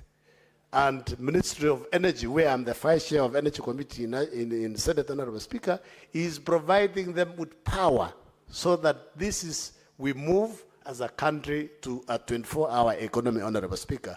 Honorable Speaker, I also want to touch on education. Honorable Speaker, for a long time, our teachers, especially the primary teachers, there are those who completed their education 2014, 2013, 2012, 2015, and most of them have been at home unemployed. In fact, some of them recently, Honorable Speaker, even if you go to your county, there are those who are complaining. They are about to retire before they are hired. They are turning 45, 44, 46 before they are employed, Honorable Speaker. We want to thank the President because in 3 years, he has employed a record of 76,000 teachers. And this financial year, Honorable Speaker, they are also employing another 24. And there was an advert yesterday in the papers where they're recruiting P1 teachers over 9,000. And I believe this 9,000, Honorable Speaker, we want to ask TSC to give priority to those teachers who are above 40. Even if they graduated recently, they need to be given priority so that, Honorable Speaker, they don't retire before being employed, Honorable Speaker, as an affirmative action so that we get rid of those who are of age and then those who graduated earlier but they are below 30, they still have an opportunity, Honorable Speaker, when opportunity for replacement comes on, Honorable Speaker. Honorable Speaker, we have an issue also with, I know there are challenges and people have made noise about the new model of funding in the universities. What the Minister of Education needs to do, and the universities and the students, they need to form a team and harmonize and iron any differences, because we are told this is a very good model. There are those who are praising it, there are those who are critiquing. So it means basically, it must be maybe some misunderstanding that they need to iron out, Honorable Speaker. And the CS in charge of Ministry of Education, especially the higher education, Honorable Speaker, we have had so many strikes. I remember during our days, there was no strike. In fact, the only strike that we used to do those days is when we missed the dialogue. You know, people didn't know what the dialogue is that time. You know, Chapati was called dialogue those days. But these days, the number of strikes that are there because of non-payment of salaries or not honoring the CBS that the university dons have discussed with the ministry. They need to come out of this thing. It is embarrassing. It is exposing the country. And people are looking for education elsewhere, either in private universities or out of the country, and we are losing resources. And Kenya is known for quality education. They need to sort out this problem of strikes in the universities, Honorable Speaker. Honorable Speaker, what also excited me was infrastructure, especially roads, Honorable Speaker. I want to report to you, Honorable Speaker, last year I was going home for Christmas, and I went on to 22nd. I left at 5:30 in the morning. I left my house 5:30 in the morning. I took 4 hours from Karen to Gichabe Tanof. 4 hours, and it was very difficult. In fact, I made a mistake. I said, let me turn back so that I can leave the following day at around maybe 2 a.m. I took another 4.5 hours from Gichabe Tanof to Karen, Honorable Speaker. So I was excited when the President said this coming Friday, they are going to commission and launch the dualing of Rironi, Mau Summit Road, Rironi, Maimai, Naivasha Road, Honorable Speaker. This will save the country a lot of resources. We are wasting a lot of money. We are wasting a lot of time getting into that gridlock. Even this particular weekend, Honorable Speaker, on Friday, when we overflew there are people who got stuck there for over 4 hours. So this was long overdue, and we want to thank the President for coming into our aid to ensure that road, basically, Honorable Speaker, and other roads dualed, Honorable Speaker. And then the one, Karen, Kaleria, all the way to Ngong, all the way to Rongai. If you ask those who live in Rongai, Honorable Speaker, they leave their houses 5 in the morning to come and work in Nairobi, instead of spending like 15 minutes from Rongai to Nairobi. So this will really help. Honorable Speaker, on agriculture, there is this thing, the pesticides, Honorable Speaker. There are those that have been banned, and they're still getting imported to the country. I don't know what KEBS and AFA are doing. They need to save. Maybe this is the reason why there is a lot of cancer in the country. We need to stop these imports, Honorable Speaker, so that we can save our people from dying that are necessary, Honorable Speaker. Honorable Speaker, I also wanted to speak on health.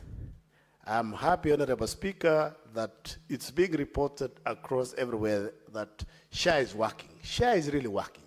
But I think there is an issue that they need to tweak. People are registering in SHA. They have reported 27 million, those who have reported. But we need to find a way where when they register, they also need to pay. They need to look at this mean testing issue that they have, because you can imagine an old mama in the village who don't have an income, they are being told to pay 550.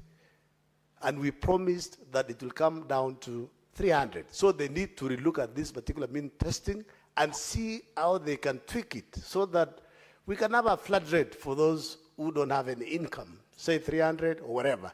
Or the Minister of Health, as it's been promised that they pay for them, Honorable Speaker, because there are those who go to the hospital and they don't get services because they have not paid. And some are forced to pay for 12 months. And 12 months, if you cannot afford 300, how can you afford to pay 3,600 before you get services?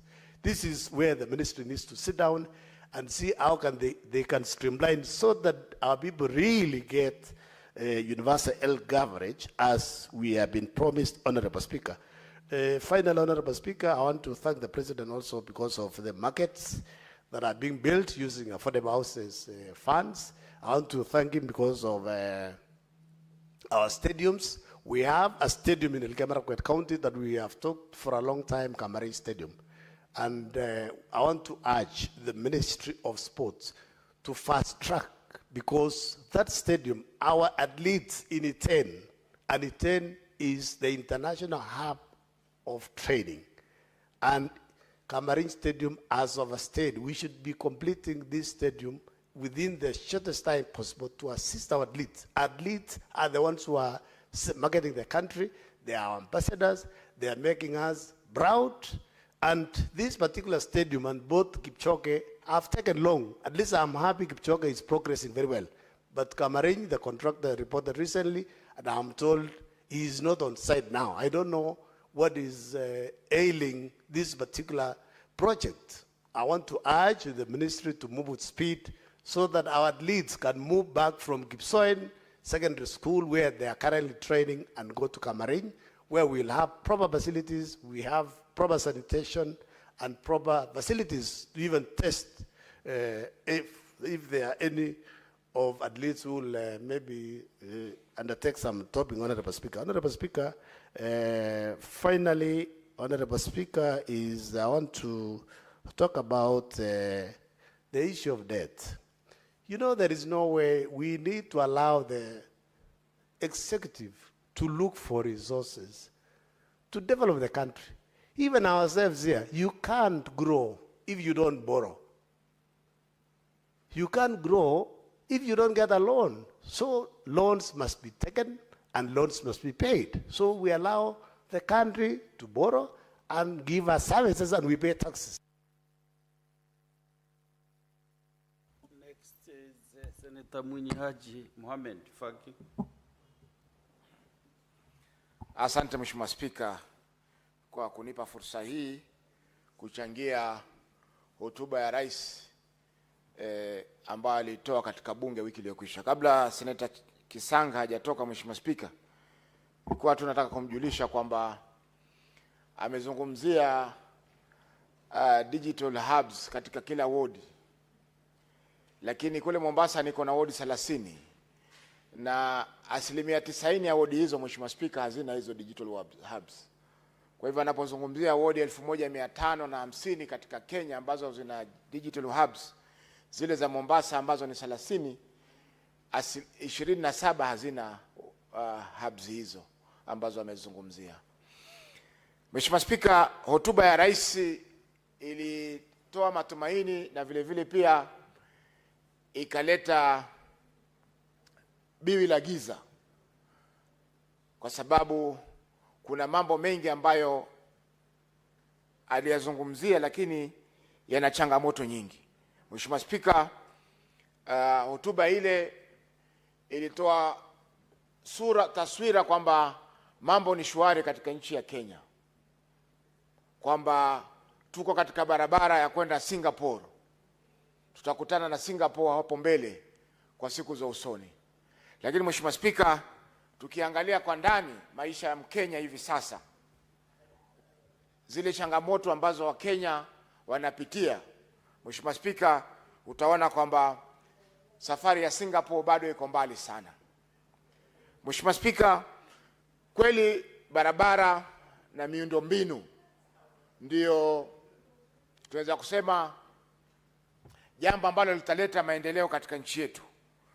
Lakini vile vile elimu, afya kwa wananchi wetu na vile vile pia hali ya uchumi ni vitu muhimu sana ambavyo lazima tuweze kuvizingatia ili tuweze kufikia upeo wa maendeleo. Mheshimiwa Spika, maelezo kwamba atajenga barabara ni mambo ya kutia moyo, kwa sababu mara nyingi usafiri unakuwa shida kwa wakulima kuleta bidhaa zao katika masoko. Vile vile usafiri wa biashara, Mheshimiwa Spika, pia imekuwa ni shida kwa sehemu fulani. Kwa mfano Mheshimiwa Spika, safari ya gari ya basi hivi sasa kutoka Nairobi kuja Mombasa, kwenda Mombasa, inachukua takriban masaa 10, ambapo SGR wanakupeleka kwa masaa 4, ndege ni dakika 45. Iwapo ile barabara ingejengwa barabara mbili ya kwenda na ya kurudi, ingekuwa ni rahisi Mheshimiwa Spika watu kusafiri kwenda Mombasa kwa biashara kwa muda usiopungua masaa 4. Mheshimiwa Spika, tumeona kweli nyumba zinajengwa za kisasa, lakini nyumba hizi nyingi Mheshimiwa Spika hazijakuwa katika uwezo wa wananchi wa Kenya. Wengi wao bado ukiangalia payslip zao haziwaruhusu kuchukua nyumba hizi kwa sababu nyumba yenyewe bado ziko juu.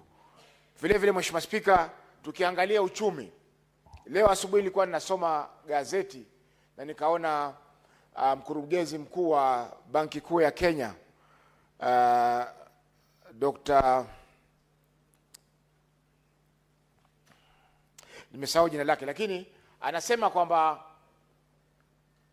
deni hivi sasa limefikia trilioni 11.8, yani 11.8 trillion ndio deni linalodaiwa Kenya kwa sasa. Mheshimiwa Spika, deni hili liko sehemu ambalo ni la nyumbani, yani domestic debt, na ile foreign debt, Mheshimiwa Spika. Na kwa sababu ya uchumi wetu haufanyi vizuri na kuna shida ya fedha katika uchumi, inakuwa ni shida, Mheshimiwa Spika, kwa serikali kuweza kulipa madeni yake.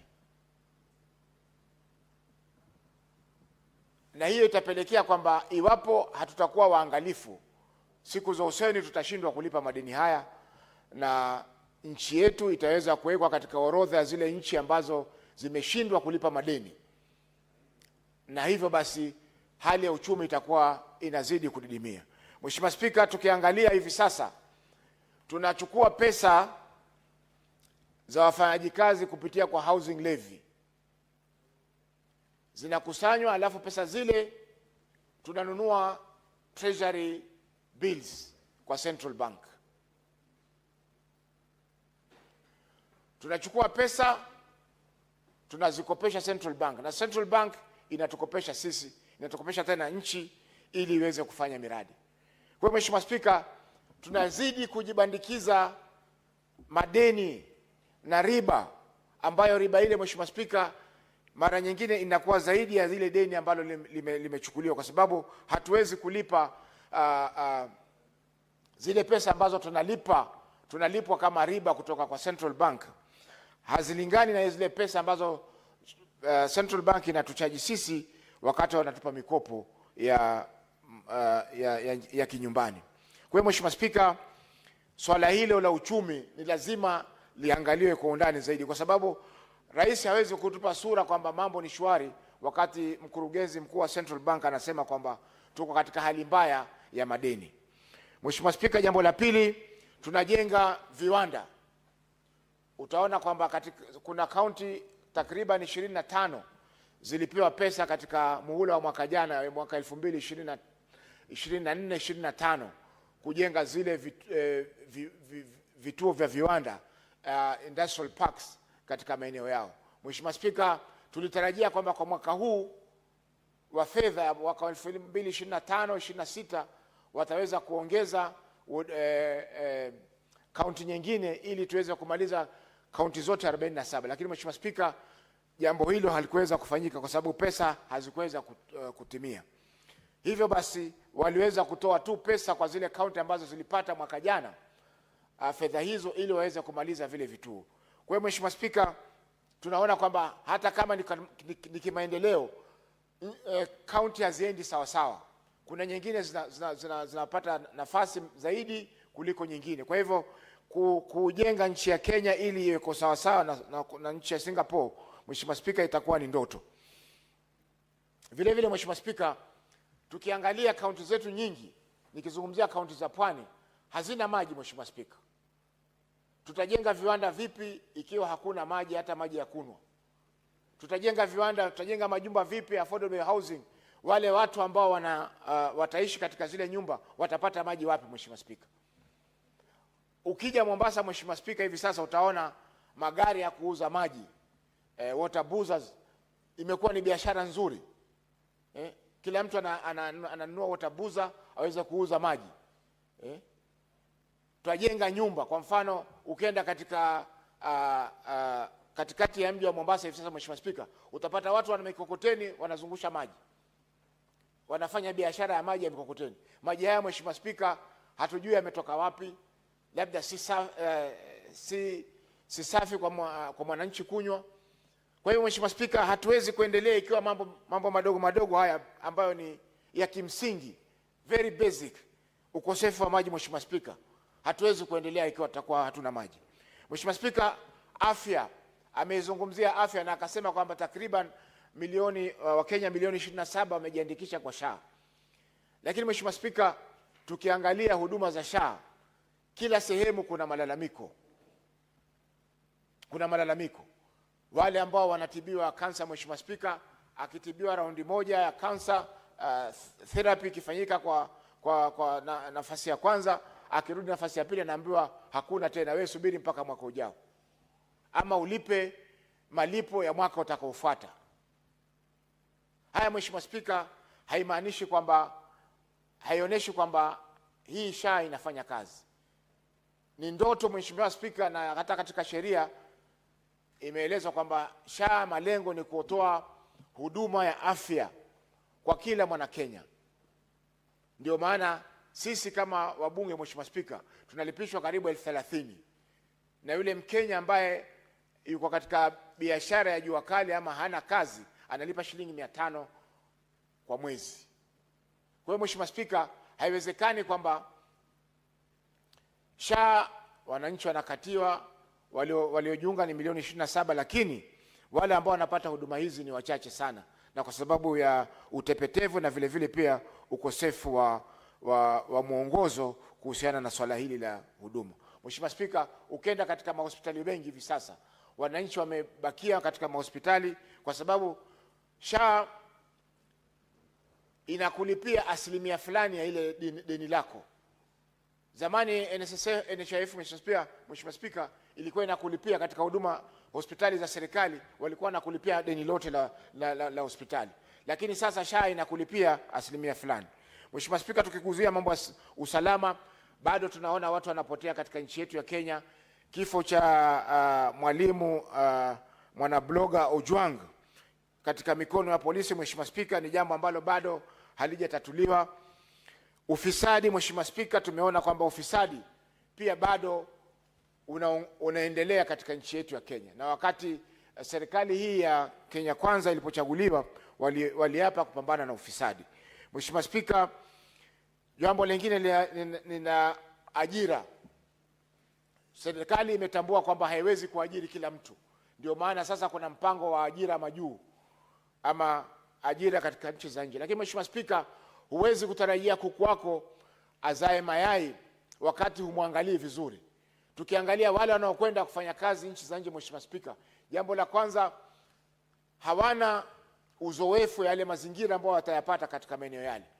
Utapata wengi wakifika kule wanapata mazingira magumu, na wengi wanakimbia zile kazi. Kwa mfano wale wanaokwenda, Mheshimiwa Spika, katika nchi ya Saudi Arabia na kwingineko katika Gulf, utapata kwamba wengi hawajui lugha ya Kiarabu. Inakuwa mawasiliano wao na waajiri wao inakuwa ni shida. Baada ya muda, Mheshimiwa Spika, wale wanatoroka makazi yale, na balozi zetu katika maeneo yale, Mheshimiwa Spika, hazijakuwa na uwezo wa kuweza kusaidia wa Kenya hawa. Utapata kwamba labda katika nchi nzima, Mheshimiwa Spika, afisa wa leba katika balozi zile ni mtu mmoja peke yake. Kwa hivyo inakuwa shida kwa ndugu zetu hawa wanaofanya kazi kule sehemu za nje kuweza kupata msaada wakati wako na matatizo katika zile kazi zao. Wengi, Mheshimiwa Spika, wanakimbia zile kazi baada ya kufanya kwa muda mchache, na hivyo basi inaleta matatizo kwa jamii zao, huku wengine wanapoteza maisha kule, Mheshimiwa Spika. Na iwapo mtu hana kiongozi ambaye anaweza kumsimamia, mara nyingi inakuwa shida hata kupata ule mwili kuurejesha katika nchi ya Kenya, Mheshimiwa Spika. Hivi sasa, Mheshimiwa Spika, ninavyozungumza ni kwamba kuna kijana ambaye alisafiri kwenda Kuwait, na wakati warudi akifika Ethiopia, Addis Ababa, aliweza kuzuiliwa na mpaka sasa yuko jela pale Addis Ababa. Na japokuwa balozi imejaribu kuweza kusaidia, lakini bado hajaweza kusaidika Mkenya yule. Mheshimiwa Spika, mwingine alizuiliwa kule Oman, katika nchi ya Oman, Muscat, ambao pia alikwenda kufanya kazi, akakosana na tajiri akazuia pasipoti yake, na hivyo sasa hakuweza kusafiri, na polisi wamemshika, na hivi sasa bado pia yuko ndani ya jela kuweza kusubiri hatima yake kurejeshwa nchini ya Kenya. Kwa hiyo Mheshimiwa Spika, japokuwa ni jambo zuri kuwatafutia ajira vijana wetu kule katika sehemu za nje, lakini ajira hizi, Mheshimiwa Spika, lazima ziwe ni ajira ambazo ni za kuaminika, na vile vile balozi zetu zilizoko katika nchi ya nje, Mheshimiwa Spika, lazima ziwe na msaada kwa watu hawa, ili mtu akitoka hapa Kenya akienda kufanya kazi nje, balozi inajua mtu huyo anakwenda kufanya kazi wapi, mwajiri wake ni nani, na labda iwapo atakuwa na dharura ama atakuwa na shida, ataweza kusaidika vipi kupitia kwa balozi yetu katika nchi zile za nje. Mheshimiwa Spika, nchi nyingine ajira katika sehemu za nje ni kitega uchumi kikubwa. Ukiangalia kwa mfano nchi ya Philippines, wana wizara maalum ya kusimamia mambo haya ya ajira, na wanapata pesa nyingi katika pesa za kigeni, na hizo inasaidia pia kujaribu kusawazisha masuala ya uchumi katika nchi hili. Kwa hiyo Mheshimiwa Spika, japokuwa hotuba hii ya rais imeweza kutoa taswira nzuri ya nchi, lakini Mheshimiwa Spika, tukiangalia kwa undani kabisa, kuna matatizo mengi ambayo yako katika nchi yetu. Kwa mfano Mheshimiwa Spika, hivi sasa na majuzi bunge la kitaifa lilikuwa linapitisha mswada kwamba bei ya umeme iongezwe katika nchi yetu. Kwa hiyo Mheshimiwa Spika, ikiwa tunaongeza bei ya umeme na tayari bei yetu iko juu kuliko nchi jirani, kwa mfano nchi ya Ethiopia, hata nchi ya Tanzania, Uganda, Mheshimiwa Spika, Misri, ambapo hao ndio tunaopambana nao katika COMESA.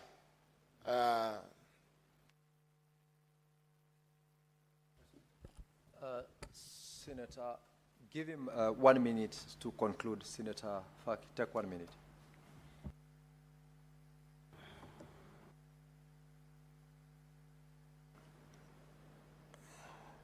Kwa hiyo Mheshimiwa Spika, hizo ndizo nchi ambazo kiviwanda tunatakana tushindane nazo ili tuweko na nafasi nzuri katika COMESA katika eneo letu la Afrika Mashariki na ya Kati. Kwa hiyo Mheshimiwa Spika, ikiwa uchumi bei yetu ya uchumi, yani bei yetu ya umeme, electricity, itakuwa iko juu hapa nchini Kenya, Mheshimiwa Spika, ina maana kwamba bidhaa zetu ambazo tutatengeneza kupitia kwa viwanda vyetu zitakuwa ziko bei ya juu, na hivyo basi hazitakuwa attractive ama hazitakuwa nzuri katika soko, na hivyo basi tutashindwa na zile nchi nyingine kiuchumi, kwa sababu bidhaa zao zitakuwa zina nafasi nzuri ya kununuliwa kwa sababu bei yake ni chini kutokana na gharama ndogo ya uchumi. Mheshimiwa Spika, asante kwa kunipa fursa hii. Senator Mudhama Agnes Kavindo. Thank you, Mr. Speaker, for giving me this opportunity to put my points also about the State of the Nation address by the President. Mr. Speaker, I just want to touch on a few things that are completely not working in this country. And I will start with SHA. Mr. Speaker, every day I receive so many calls from my people of Machakos complaining about SHA. First of all, when we had the NHIF, people could pay quarterly or 6 months and then they complete the year. These days they are told to pay whole complete year, 7,000. And after paying for that, they go see a doctor and the doctor prescribes medication for them to go and buy after they have already spent all the money that they had. That's a big challenge, Mr. Speaker. When we had NHIF, cancer patients were being treated free of charge. Mr. Speaker, when we had also the Linda Mama, our mothers used to go to the hospital, deliver their babies, and they are even given diapers to go back home with, free of charge, Mr. Speaker. Mr. Speaker, it is a shame because most of the mothers these days, once they deliver and they have not paid this other system, they are retained in hospitals together with those babies. Imagine an infant being retained in a hospital for lack of payments. This child is very innocent, and this is something that the president should talk to the concerned people, and because health is devolved, Mr. Speaker, I think more money should be devolved so that our health systems can work properly, because there is a lot of challenges in health. Another one is education. No capitation in schools. I've done a statement here complaining about schools which have been closed down because the government owes the schools a lot of money and the capitation money has not been released. It is still the same. And so that is an issue that should be checked on so that we can say that education is working. When you go to ECD classes, the governors are having challenges of even employing teachers. Why? Because they are claiming that they don't have enough money. There are not even enough classes. When you go there on your oversight mission, they tell you that there is no money. Go and defend us. Release more money to the counties. And that is the complaint, Mr. Speaker.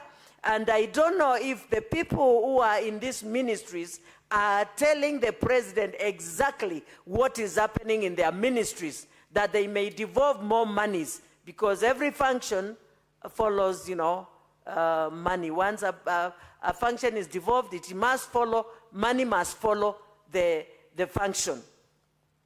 The other thing is about security. Security is a big issue in our country. I know safety begins with us, security begins with us, but when we talk of Gen Zs who are being killed left, right, and center, abductions, something must be done. And the president, sometimes back, promised that they were going to compensate the Gen Zs who were killed. To date, they've not been compensated, because I have one Rex Masai, who the mother still calls me about compensation, and many others. These are issues that the president should address and put them back so that Kenyans can move forward. Another thing is affordable housing. This affordable housing, everyone working with a payslip is deducted money for building these affordable houses. And the same houses are built on the land which belongs to the government of Kenya.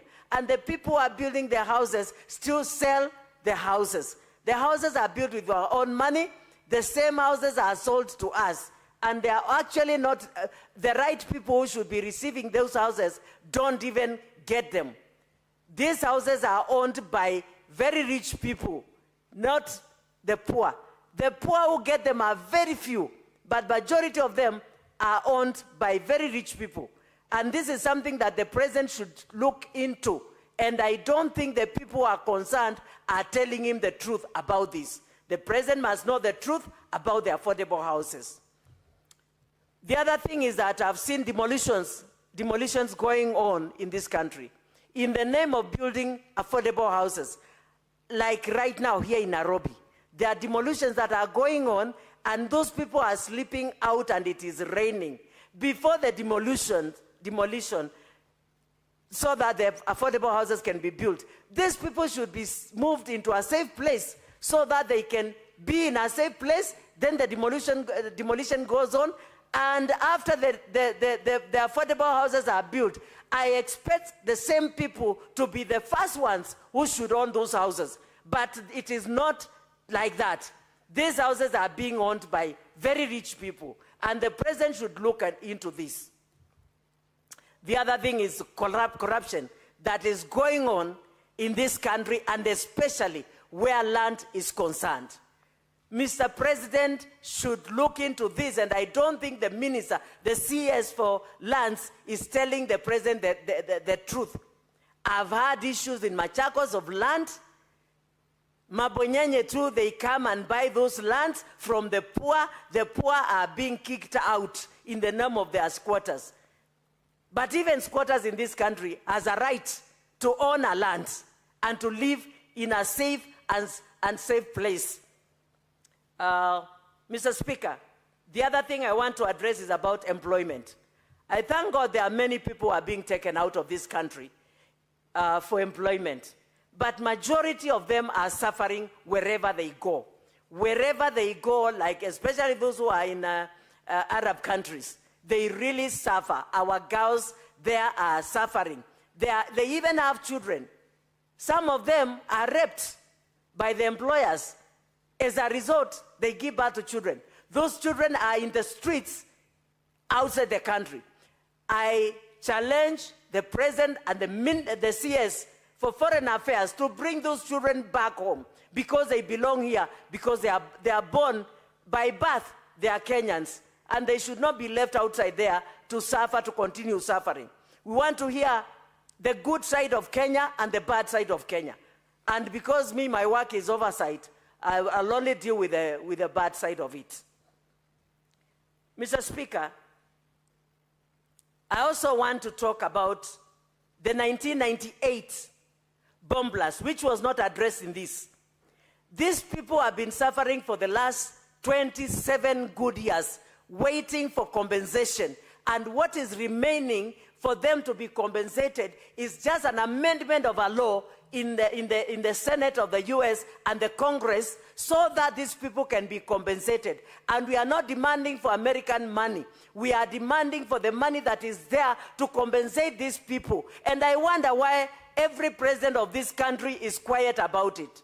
And I challenge the president of today that he may take over this issue, because I'm sure it has been given to him. We have done it, and I'm even going to meet with the liaison committee again so that they can give me more days to continue pushing on this. I will not stop as long as I'm in this Senate until these people are compensated. And I challenge the president and the CS for Foreign Affairs to take over and take up this issue, because our people died. They must be compensated. Kenyans, Al-Qaeda was not fighting with Kenya. They were fighting with America, and we took the bullets of America. And so I'll continue pushing, and I call upon the president, the CS for Foreign Affairs, and everybody who is concerned. These people are dying. They are dying in poverty. Even Kenyan Ministry of Health does not even supply them with medication. Some of them are totally blind. Some of them are lame that they cannot even work again. And the government of Kenya is doing nothing about it. Thank you, Mr. Speaker. Let me reach there. I can go on and on and on. But let me reach there with my complaints. Thank you. Thank you very much, Senator Kavindu. Now, Honorable Senators, from my dashboard, there is no other member interested in contributing to the debate. And in the absence of the majority leader who is supposed to reply to this motion, I will defer reply to the next sitting of this House. Clerk, could you please call the next order? Order number 9, motion, report of the proceedings of the Parliamentarians' Dialogue at the Africa Climate Summit 2023, held in the National Assembly Chamber, Parliament Buildings, Nairobi, on 3rd to 6th September 2023. This is a motion by Senator Moses Kajwang, who is also absent in the chamber. That motion is deferred. Next order. Order number 10, motion, report of the proceedings of the high-level political forum of the Interparliamentary Union, held in New York, United States of America, on 22nd July 2025. This motion is by Senator Fatuma Dulo, MP. She's not in the chamber. That motion is deferred. Let's call the next order, Clerk. Order number 11, motion, provision of IFMIS reports for county governments to the Senate. Senator Andrew Omtata Okoiti, who is supposed to be the mover of this motion, is absent. That motion is deferred. Next order. Order number 12, motion, mainstreaming gender perspectives in legislative and policy processes. Senator Veronica Maina is not in the chamber. The motion is hereby deferred. Next order. Order number 13, motion, mainstreaming a framework for clean cooking in Kenya. Similarly, Senator Hamida Kibwana, who is supposed to move this motion, is not in the chamber, and therefore it's deferred to the next sitting. With that, honorable members may rise.